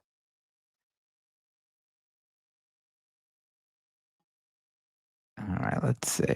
All right, I can pull them up Okay, for cool. you. So Chris with a $10 super chat. The government of Saudi Arabia is so much worse than any other Western government companies. Nobody's calling out people that perform for companies like Coca-Cola that murders union leaders in South America. Right. No, but that's exactly what I was saying. Like, people are specifically criticizing companies who, companies and artists who are working directly for the government. And yeah, if you're gonna go perform for a company or government that's also involved with heinous shit, then you shouldn't, regardless of where they are. All right, let's see. Cold Dog with a member for 26 months super chat. They're renaming 2 roads in my city after Charlie Kirk, one at my school and the other at FAMU, Rebecca's alma mater. Oh, well. Listen, of all the horrible things that could go on, renaming some streets is not that big of a deal, honestly. It's weird, but it's like, yeah. Gates 9 with 2 super chats in a row. So fuck Saudi Arabia, yeah or nah? Yeah. Gates 9 again. Saudi are a linchpin for global fascism. Donna Monroe with a super chat. Little old cishet white boomer lady here. What would you have us do? I don't remember. Obviously, there was context. Obviously, there was a context here that this is in reference to, but it was out of context. It was kind of funny. I mean, if you're just talking in general, just be politically aware and active, and use whatever privilege you have in whatever situation you find yourself in, where you can stand up for someone who doesn't have that privilege. Honestly, a lot of times I think it's just good to see, people who stereotypically you wouldn't, consider to have certain types of politics, stand up for people with those certain type of politics. Boomers are like making the most fire TikToks right now. Did you see that guy who there's a video of him talking into his camera and he keeps getting muted on TikTok for dirty language? But he's like, oh, these fuckers in the Trump administration, they keep licking his asshole. Like, just like going off about Donald Trump. Boomers hate Trump more than I think any other generation, honestly. Like, the boomer libs have been activated. They hate Trump. And they're right. I live for their rants, honestly. If you're a boomer person and you're pissed off about Donald Trump, honestly, it is so cathartic to watch you rant. Definitely post that shit and share it. Because it's nice to know that, you're as frustrated with us, because we don't often get to see that, because like boomers and older people in general, they're not as active on the social media that younger people are active on. So if you were to like share that on TikTok, like this guy that I'm talking about is doing, I need to figure out, I can't remember his name, but like it is such good content and he's going viral because he's just like turning on his camera and just like cussing about it. Fuck Donald Trump. Like it's so funny. He's just being himself and it's so funny. Let's see. Oh, by the way, I just realized I am 9 followers away from 7,000 followers on Twitch. So wow. Go to twitch.tv/MattBinder. Let's see if we can get me to 7,000 followers. This isn't subscribers, and I'm not asking for your money. I mean, if you want to give me your money, you can. But 7,000, I'm 9 followers away from 7,000 free followers. Let's see if I can do it. Let's see. We got my dad with a member for 25 months super chat. Speaking of lib anti-Trump boomers, can you talk about the Portland frog? We need more inspirational stories. I wish we like watched that. the videos. We watched it all on the Majority Report today. Did we you? were watching it a ton on the Majority Report today. We should have watched it, but I'm sure it'll still be relevant next week. We could pull them up with everybody else. Go follow. So if you go to the anti-fascist frog on TikTok, That's the direct account of that frog. And it's funny, he was talking to like a news broadcaster, and they asked him about getting pepper sprayed because everybody saw the video of an ICE agent spraying pepper spray into the vent that like puffs out the suit. And like my thought was, oh my god, like that's so dangerous because he's directly breathing that in. Apparently, he said he did not even realize it for like 15 minutes until somebody let him know, and he's like, I've had more spicy things.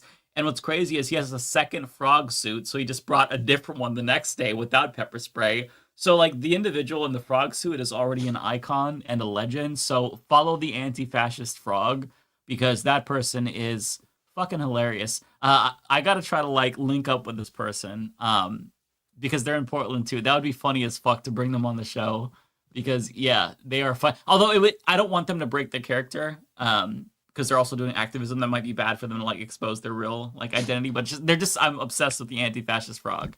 Well, Sam Cedar had a great, he said, typically he's anti like people who like are silly at protests, like wearing like the costumes and stuff like that. He thinks it doesn't like, I guess people don't take it as seriously if it's a serious protest, but he thinks specifically for the anti-ICE protesting that the costumes are fantastic because it completely destroys what they're trying to manufacture. Like they're trying to make it seem like these are cities on fire with violent protesters and the ICE agents are fighting these like highly organized paramilitary groups of Antifa fighters or something. And then you see the video and it's like a bunch of frogs and dogs and like the blow up costumes, shaking their ass in the street, and that's it. They're dancing in the street in these silly costumes. It makes ICE look ridiculous. Aside from that, there's also a bunch of older protesters who had a little get together with their dogs, and they did like a protest with their dogs. I forgot what it was called, Pause Against something or whatever. But it was really, really cute to watch. Like this is what you expect from Portland.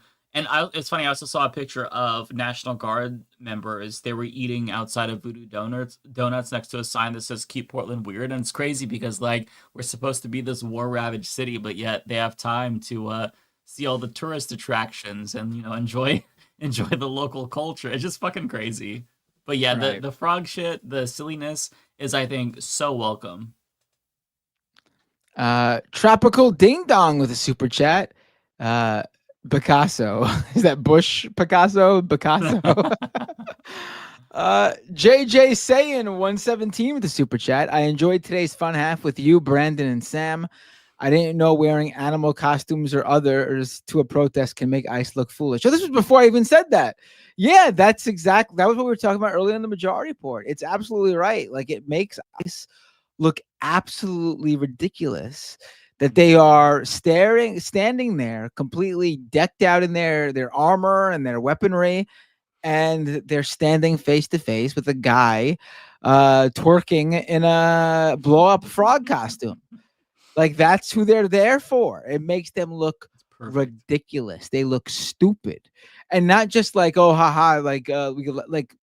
it destroys what they're trying to claim, that they're there keeping law and order in the city from falling, and it's just literally like a dozen people outside dancing in the street. Mm-hmm. There's even some Portland police members who like they were filming like a little dance party. I don't know where this was. It didn't look like it was near the South Portland ICE facility. I don't know where it was, but they were like having a little dance party, and they filmed a Portland cop who was like dancing along, and they came over and was like having a good time with the protesters and like dancing. Like it's just a vibe. Like these are not dangerous fucking people. So I mean, it's so funny to see the juxtaposition between like these militarized federal agents and these goofballs who are just having fun. In a lot of these clips, though, it does seem like the local law enforcement is getting sick of this shit too. Like there are clips of local law enforcement and ICE agents going at it between each other. Like I think they're getting tired of it. I mean, it makes their life more difficult. Like Mm-hmm. they probably know how easy it is to manage these little protests, and then ICE comes along and fucking ramps it up, it agitates people, and makes their life even harder. And then they're dealing with ICE agents shooting fucking bullets and like rubber bullets and smoke bombs and shit like that. Mm-hmm. Who have no training whatsoever. Like the police, they are like they do have training for this kind of shit. It's obviously the worst training ever, but like just in terms of professionality, like the difference between regular local police and ICE is like night and day, because ICE is like some random fucking groiper online who signs up to get that 50K bonus, whereas like at least cops have to go through a little bit of training and police academy, and they have to like they have to be at least somewhat qualified, whereas with ICE it's just like seemingly any dickhead. So it's just Let's see. And not to say like I'm not saying not ACAB, I'm just saying like the difference between ICE and local police is insane, because I'm ACAB till I die, but like it's just fucking crazy. No, but it's not, you're not being like back the blue by just pointing out obvious facts. Like the police, the local law enforcement are most likely, especially if it's regular protests with regular protesters, are most likely familiar with some of these people or a large amount of them, and know who they're there to who they need to keep an eye on, and who's just like, oh, that's just the guy the guy in the chicken costume. He's that all these things. He's nothing to worry about. I'm just here to make sure he doesn't block traffic. It makes my life easy. Like, they don't want to deal with this shit. Like, it's not being back blue to just point this out. Like, it's their fucking job. They don't want to fucking deal with ICE coming in, making their little job harder. Mm-hmm.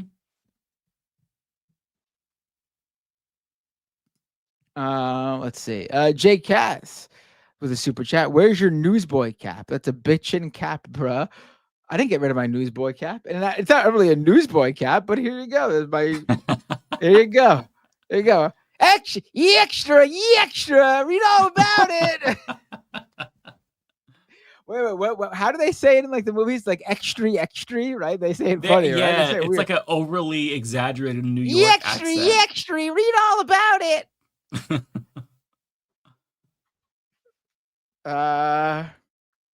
I'm wearing my soccer headband today.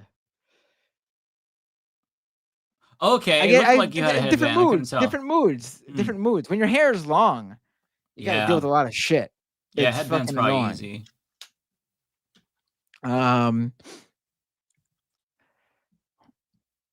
Looney Tunes 9000.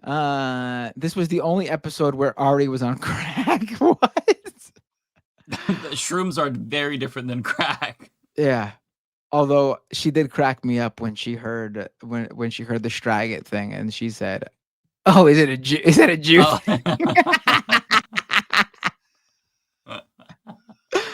I'm surprised that she and Rebecca haven't heard that before. Yeah. Dan David with a super chat. Dan Dave, excuse me, the super chat. $10 super chat. I am an ex-Muslim who got asylum in Canada. Treatment of ex-Muslims, religious minorities in Muslim world is apartheid. Non-Muslims are banned from constitutional posts, having authority over Muslims. Right.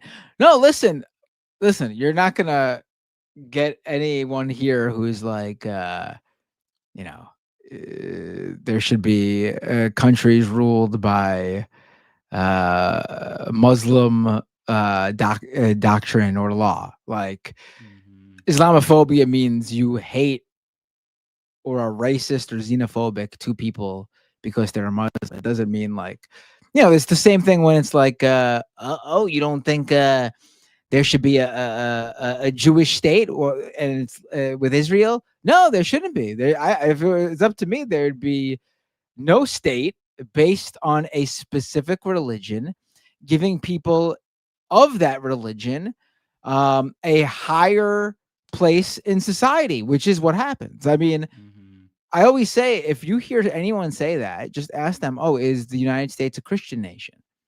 And they'll go, no. or if they're not like a rabid right winger or a fascist, they'll go no, and you'll be like, why not? Some people believe it is, and they'll be like, well, it's not, and then you just say, but why is that bad? Why are you so adamant it's not? Why would that be bad? Because obviously you think that's bad because you're refusing that it is. Mm-hmm. And they'll tell you why it's bad. And the same thing is accurate. Those same reasons why it would be bad for the United States to be a Christo-fascist country is the same reason why it's bad for there to be a Jewish ethno-state or a Muslim ethno-state. I believe there should be no state based on any religion.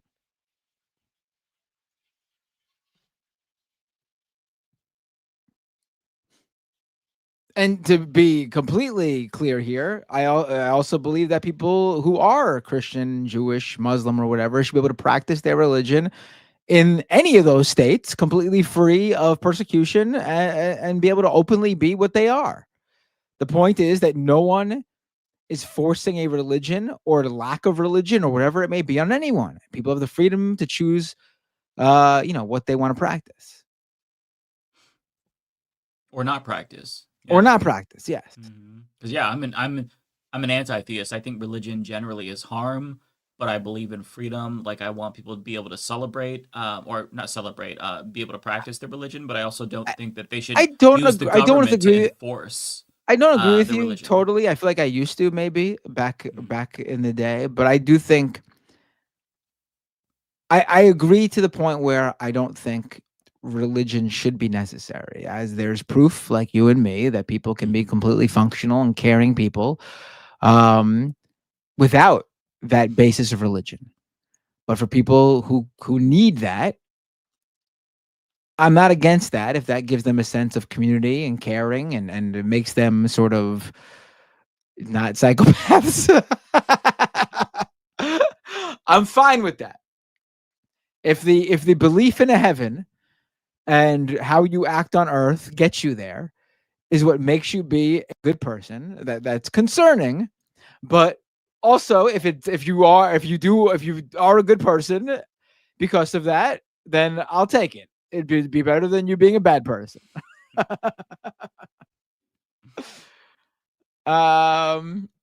Cheps with a super chat.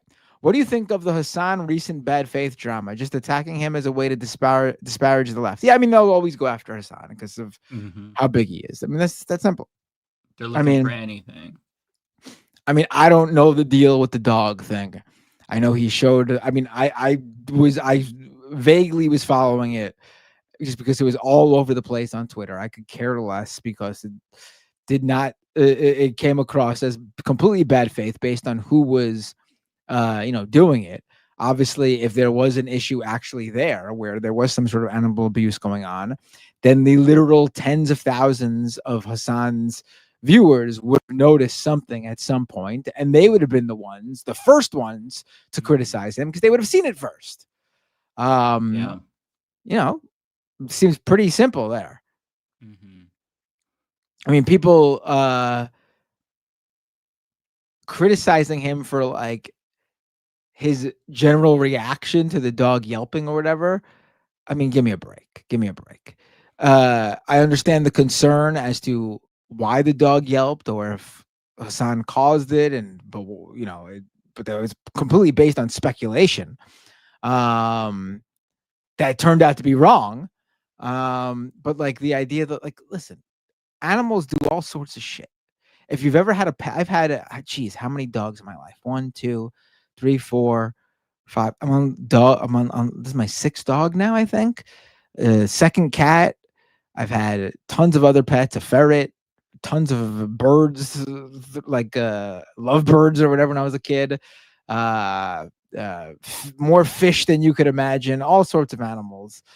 A frog, 2 or 3 turtles. I had a frog. Animals do their own thing, each of them specific to their own, not only own individual animal, but also to their species, their breed. So many things specific to them based on all these different factors. And on top of that, like the treating animals as human will always be so bizarre to me. And that's not coming from someone who doesn't get animals or love animals. I love animals. I think the worst thing you could do to an animal is treat them like a human or any other thing they are not.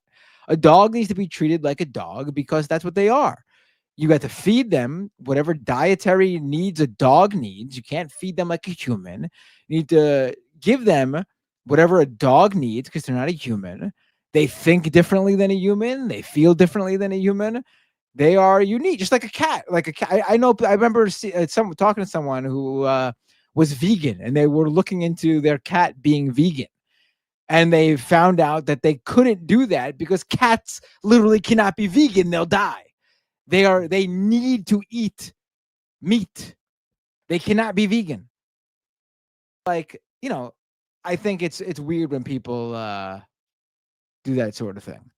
The show that you love your animal is to give them what they need and treat them as if they are whatever animal they are. It doesn't mean you love them any less because you're not pushing them around in a little stroller and giving them hamburgers from McDonald's. No. Like I saw some people. Is okay, but I saw some people. The reason I'm saying is because I saw some people like getting mad, even after all this, getting mad that Hassan, when the dog yelped, like was like, "Oh, what the fuck, Kaya," or whatever. What's going on, Kaya? Like he didn't like run over and like the dog was clearly fine. There was nothing wrong. If you've had a dog, you'll know that for all sorts of different reasons. My dog once woke up from a dream yelped out loud. And I wasn't like, oh my God, what's wrong? Are you okay? I looked at them. I went, what the hell was that? Why did you do that? It scared the shit out of me because clearly they were fine. I will say that I am the kind of person that babies my dog and I run over to them when they yelp. And Hassan, like, afterwards, he was like, yeah, I mean, like, I understand it looked bad. I should have checked on her and whatever. But, like, the fact of the matter is that he literally did nothing wrong. And it's clear if you watch the video, Kaya's dew claw just got, like, snagged on the bed. My dog also has dew claws. And, like, if I have, like, a crocheted blanket, like, Poopy will be walking on the couch, it'll get snagged and he'll yelp. It's just, you can't put them in a bubble. They're going to, like, things like that are going to happen. It doesn't mean that Hassan is a bad owner. And they were like also saying he was trying to keep her on camera so she could be like used as a prop.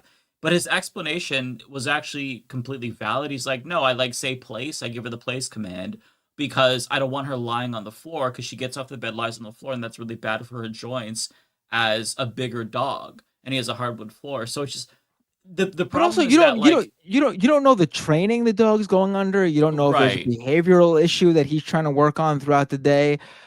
My current dog, Terry, who I love very much, he's 2 years old. We adopted him when he was like 6 weeks. He's a Catahoula leopard dog and lab. He's a mix. He is very, very active, very rambunctious. Doesn't listen to a lot of. He'll be perfectly. So he doesn't eat his food until we say eat, and he'll sit in front of that food for as long as you literally drooling from the mouth, not going for the food until we say eat. Super well trained for that in that aspect. Yet we take him on the elevator and I got to literally like hold him with my entire body because if anyone walks on the elevator, he gets so excited in the confined space that he'll try to lunge at them to play with them. And nothing you say to him will stop him. And we're trying to work on that. So you don't know what the issue is, but also like he has a crate that I didn't want to use anymore. But when we're not home and he's not in the crate, he gets very, very agitated.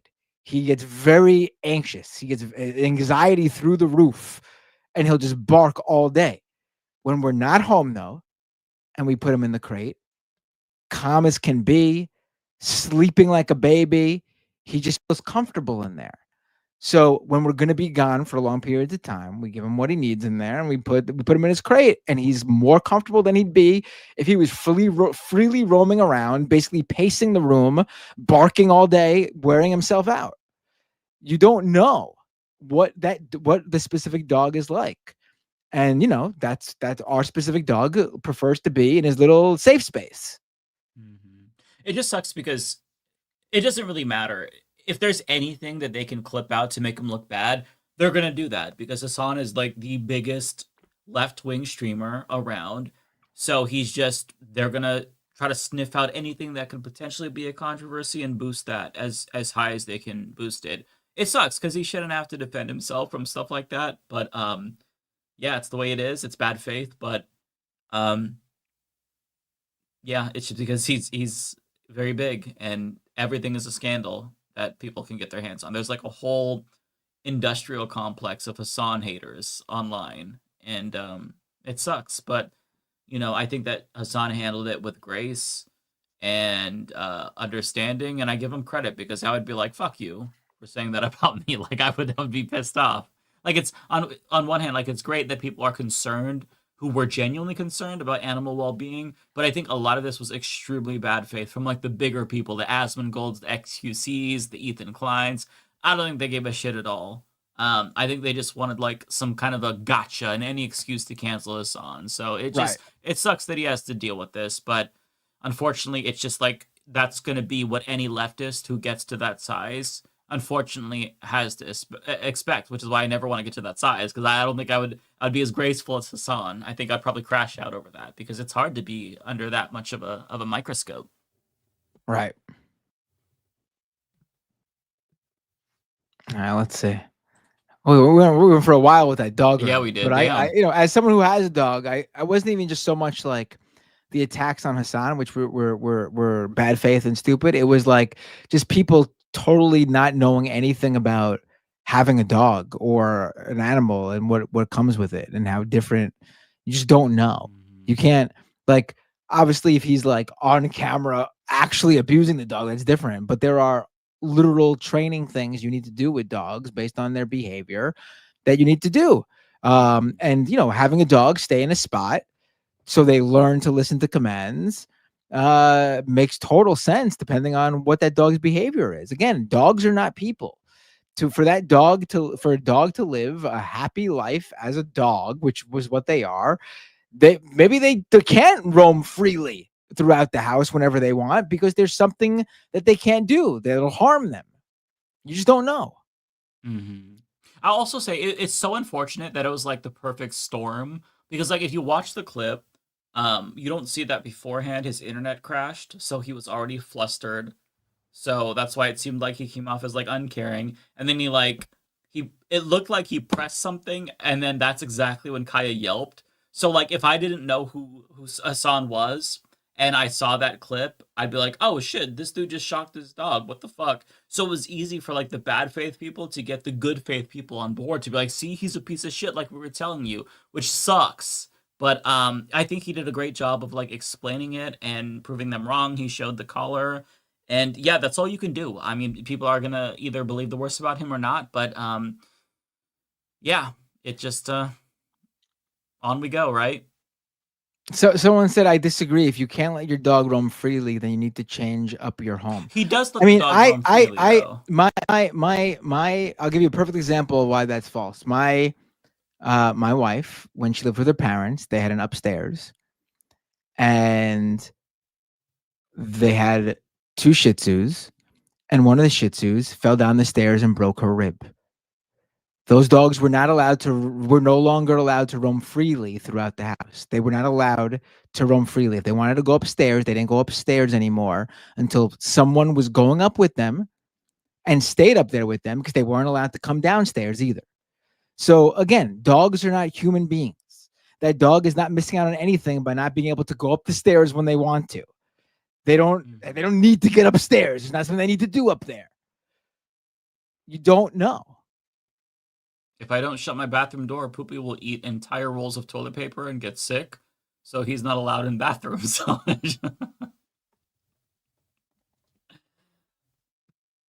Well, we did cover this. I feel like we've talked about that enough to where like we basically covered this because we didn't get to really touch on that tonight.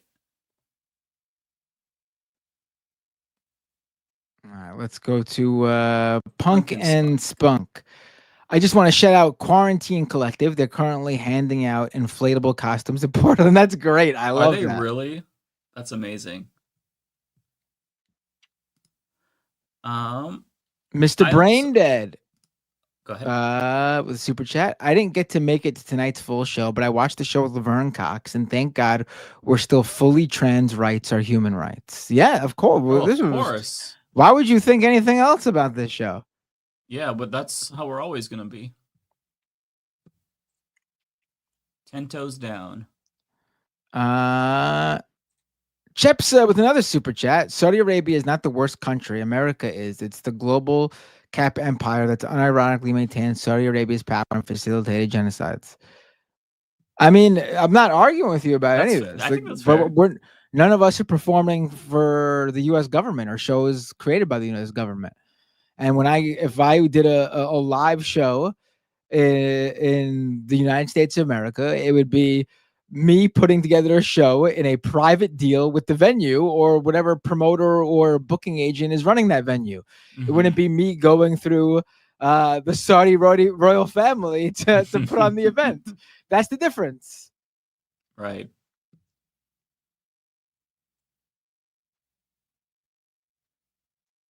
I did get a couple more. I'm not sure if you still have others as well.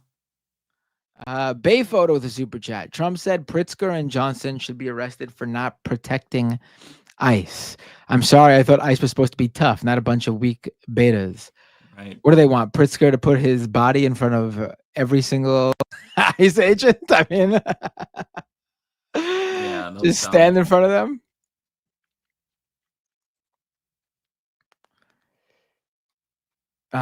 David the Goliath with a $10 super chat. If Pakistan can be created in the name of religion, why can't Israel? If you want Israel gone, are you okay with Israeli Jews being a minority under Muslims? It is hypocrisy to be okay with Pakistan but not Israel. Why I literally just said no country should be ruled by religious dogma. I just said that. Why are you ignoring exactly what I just said? There should be no country, Pakistan, Israel, whatever you want to name it, that is a Christian state, Muslim state, Jewish state, Buddhist state, Hindu state. You want me to go through all the religions? I don't know. Scientology state. Couple thousand. Yeah, I could keep going. No, there shouldn't be. Yeah, I feel like you were very clear about that too. Yeah. So I'm not sure why they were how they took that from your what you were saying. Aiden M with a super chat. Trump said the stuff about him in the Epstein files is fake. Can someone ask him how fake in details, please? Someone should ask him what is fake. We don't even know what's fake. Do you know what's faked in there? Can you tell us what's faked? I wish. John Jeffrey with a super chat. Never would have been a problem if he had a cat. Well, let me tell you something. I have a cat, and cats, at least my cat, love to fucking do the thing where they come up right to your feet while you're walking and rub up, like literally go around your feet. Trip you. And and does it to my kids and me and my wife. And a few times over the years, because the cat did that, somebody stepped on their toe, their foot, their tail. Not hard, lightly, but the cat feels it and immediately goes, ah! And we don't jump down and go, oh, my baby. Oh, no. Oh, no. The fucking cat is a 6 or 7-year-old cat playing with fire, knows exactly what could happen. And he did something stupid. And we know he's fine. It's not like he fell off fell out of the 6-story window. That'd be different.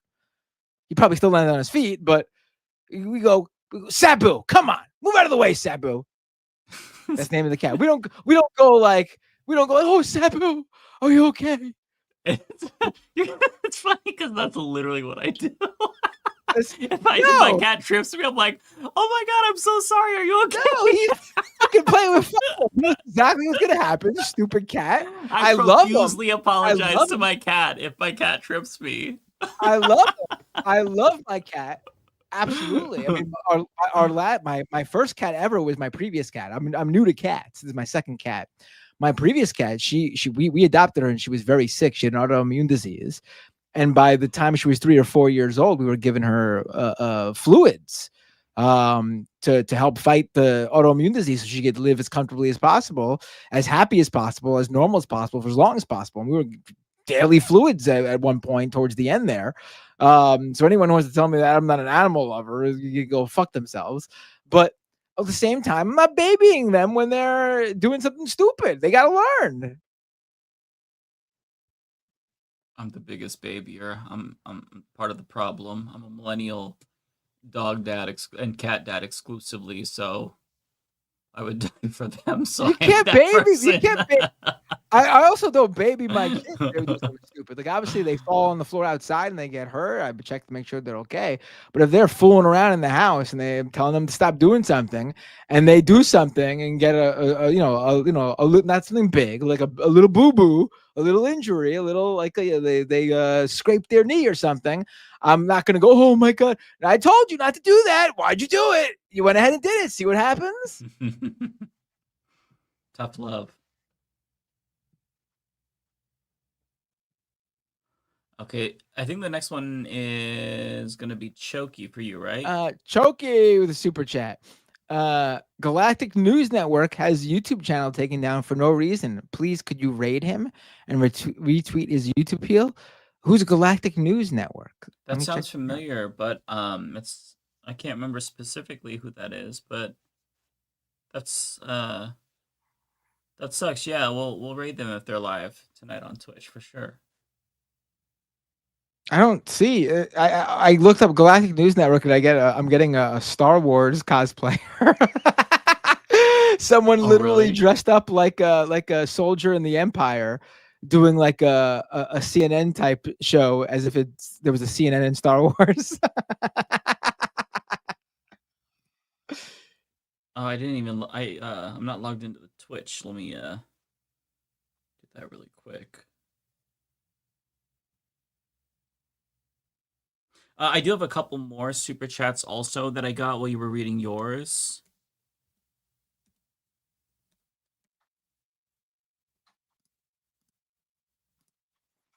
Oh, go ahead. Go ahead. Read the super chats. Okay, let me Twitch here. Okay. People are getting mad at me for keep talking about the pet thing, but nothing bothers me more than people who treat their pets like they're humans. So I'm going on a rant mostly because of that. Not even Hassan. Damn. I hate that shit so much.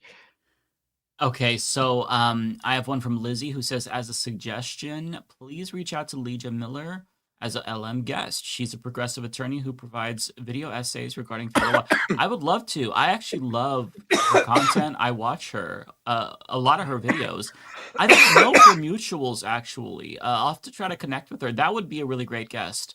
And Goofy Goober agrees. I second Lizzie's super chat, Legia Miller, on the show. Yeah, I would love to bring her on. I fucking love her. I think she's brilliant. That's a great recommendation, actually. Mr. Sushi says, personally believe religious people should be treated the same as an adult that believes in Santa. We should base thoughts on facts and evidence. I think that's a blunt but fair point. Emo Dragon says, I'd say George Carlin, Mitch Hedberg, Daniel Tosh, and Mark Maron are my top 5 stand-ups. Who do you like? I'd have to say David Cross. Maybe Mark Maron. I would have said Bill Burr, but not anymore. I don't have a top 5. Probably just like David Cross. I can't say Mark Maron because I've never seen like a full stand-up. I don't think I've ever seen Tosh's stand-up. I used to watch Tosh.0, but I don't know if I'm familiar with the stand-up. Maybe I saw a clip here or two, or here or there, but yeah, I gotta see who's the good ones now. A bunch of them sold out. Mr. Sushi says, also for Matt, Barcelona or Real Madrid?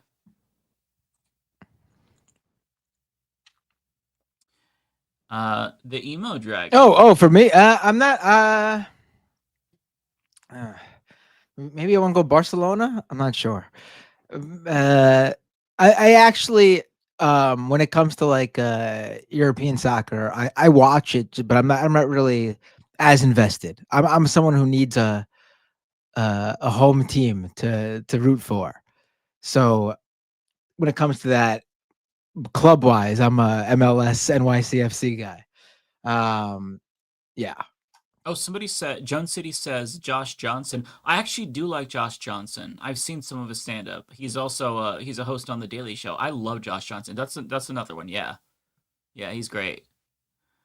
Let me see here. The Emo Dragon says meant to say Anthony Jeselnik to appreciate you too. Jeselnik. Okay, I've never heard of that person. Oh, he had a show I'll on look like him- Comedy Central for a while. He was a pretty big comedian at a specific point in time. Oh, okay. And he's still around, obviously. I'm just saying, like, maybe if I saw their face, maybe I'd recognize it, but the name doesn't ring a bell to me for some reason. Mr. Sushi says Ela Klein posted a drawing from a Nazi about Haas. I saw that. Yeah, she shared a comic on Instagram. It was an Instagram story of Hassan shocking his dog, and the same person who drew a comic of her as an IDF soldier killing children. So it's ironic. The person she shared had way more worse comics than even that. Just like clearly racist comics about black people. Clearly I didn't even know racist. this about that person because It's really bad. And I mean, honestly, you can tell before, like you that excuse that like, oh, she didn't know because the Hassan one didn't show anything like that. What is she supposed to know their entire archive of comics? I mean, honestly, if you showed me a specific comic, I can suss out pretty accurately and pretty quickly whether it's a fascist drawing it, because they have a very specific art style. I could have told you that guy was going to have a horrible racist Nazi comics just by looking at his art style. And if they're making like a comic about somebody who's anti-fascist, maybe, and they're that quick to it, I don't know, maybe check their catalog of art. Kowalski says city people should not have dogs. Get a cat. Dogs deserve to be out in the countryside hunting wild animals and protecting the flock. How dare you, Kowalski? I mean, there's probably like my that's dogs. it. You could make. I mean, I know Kowalski's being silly, but you could make that if you really care about like animals and being. I mean, you could make that argument. The dog can't roam freely in an apartment, right? They need nice big open space, especially some breeds.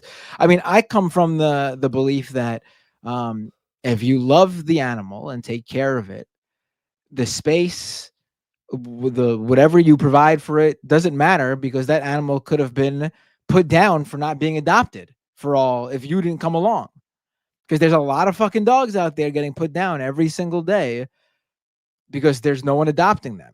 So like, I'm of the idea that if it's someone who actually cares for the animal and loves the animal, whatever it is, they could provide them. Like people who see like, those like squatter punks who like are outside with they usually have like a dog. You know what I'm talking about? You probably see it in Portland all the time. And people are like, oh, they shouldn't have dogs. Why? Why not? That dog might have been put down if that person didn't come along. Dogs, as long as they're feeding that dog and showing that dog love, who cares? That dog probably is happier outside with that owner than if they were in a cage in a kennel or at Yeah, I mean, that's if you ever like listen to people who are unhoused who have dogs, like they are the best of friends. Like they save each other. So yeah. I also got a member chat. Thank you, Celeste, member for 7 months. And last but not least, Chalky follows up saying it's Galactic Stream Lord on Twitch. So yeah, and that's the last super chat. So we'll go ahead and raid them. All right, well, let me look up Galactic Streamlord.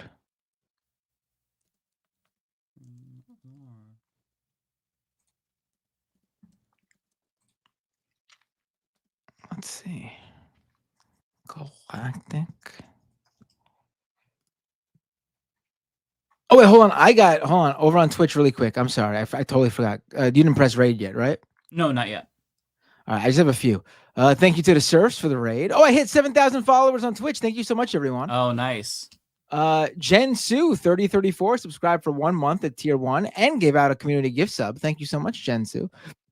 Planet Janet 1000 subscribed for 1 month at tier 1.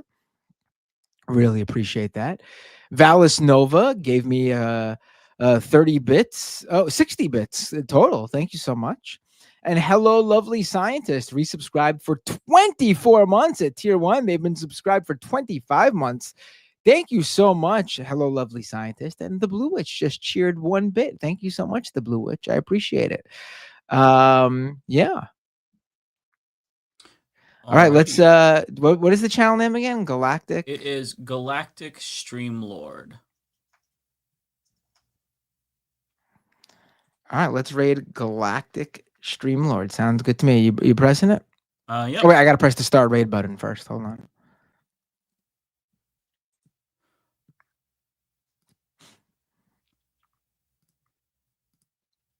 All right, everybody. Thank you so much for watching. It's been super, super fun. I will see you all. We'll see you next Thursday. Take care, everybody. Yeah, thank you so much for tuning in. It was a good show. I'm pressing that right now button. All right. Take care, everybody.